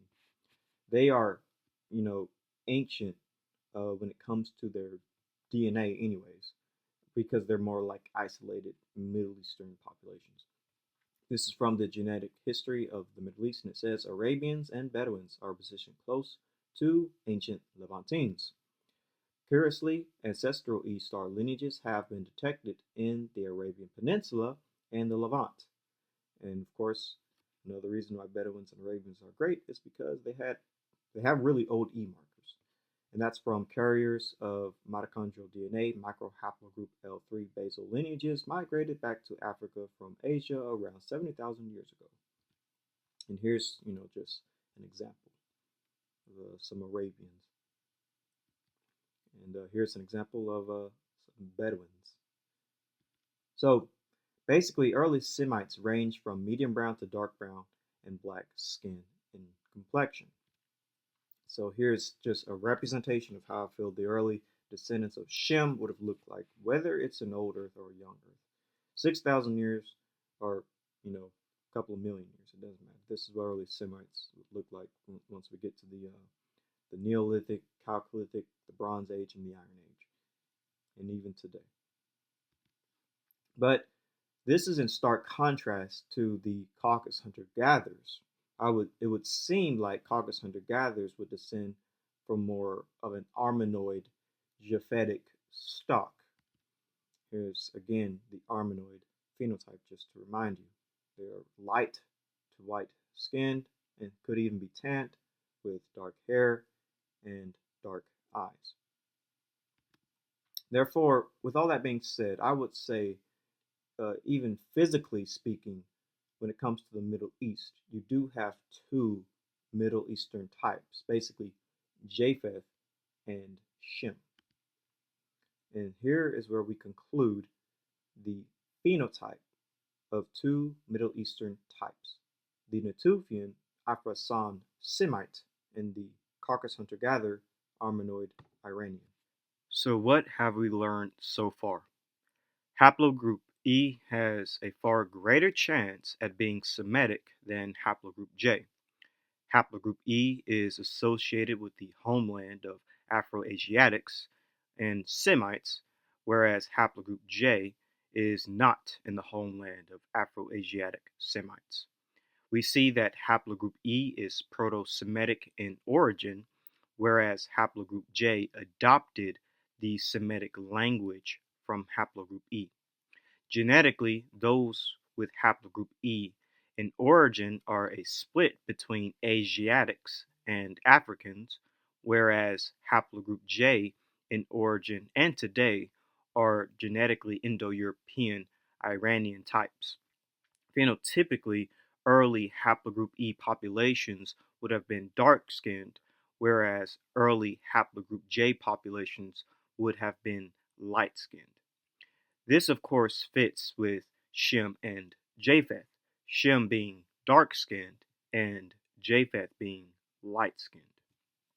All of this information alludes to the fact that there are two different peoples living in the Middle East. We can see this using phenotype, Y DNA haplogroups, autosomal DNA, locations of origin for these groups, and anciently through civilizations and languages, until one group, of course, adopted the culture and language of the other, i.e., haplogroup J adopting Afro-Asiatic and Semitic culture, traditions, and heritage from haplogroup E, which are the Proto-Afro-Asiatics and Proto-Semites. But this is where we conclude the video. Haplogroup E versus J. Who is Proto-Semitic? Shem. If you enjoyed the video, please leave a like. Don't forget to click the bell and share the video, and leave a comment for any questions you might have. And don't forget to follow any of my social media platforms that I mentioned at the beginning of the video to get more information. And with all of that out of the way, have a great day and shalom.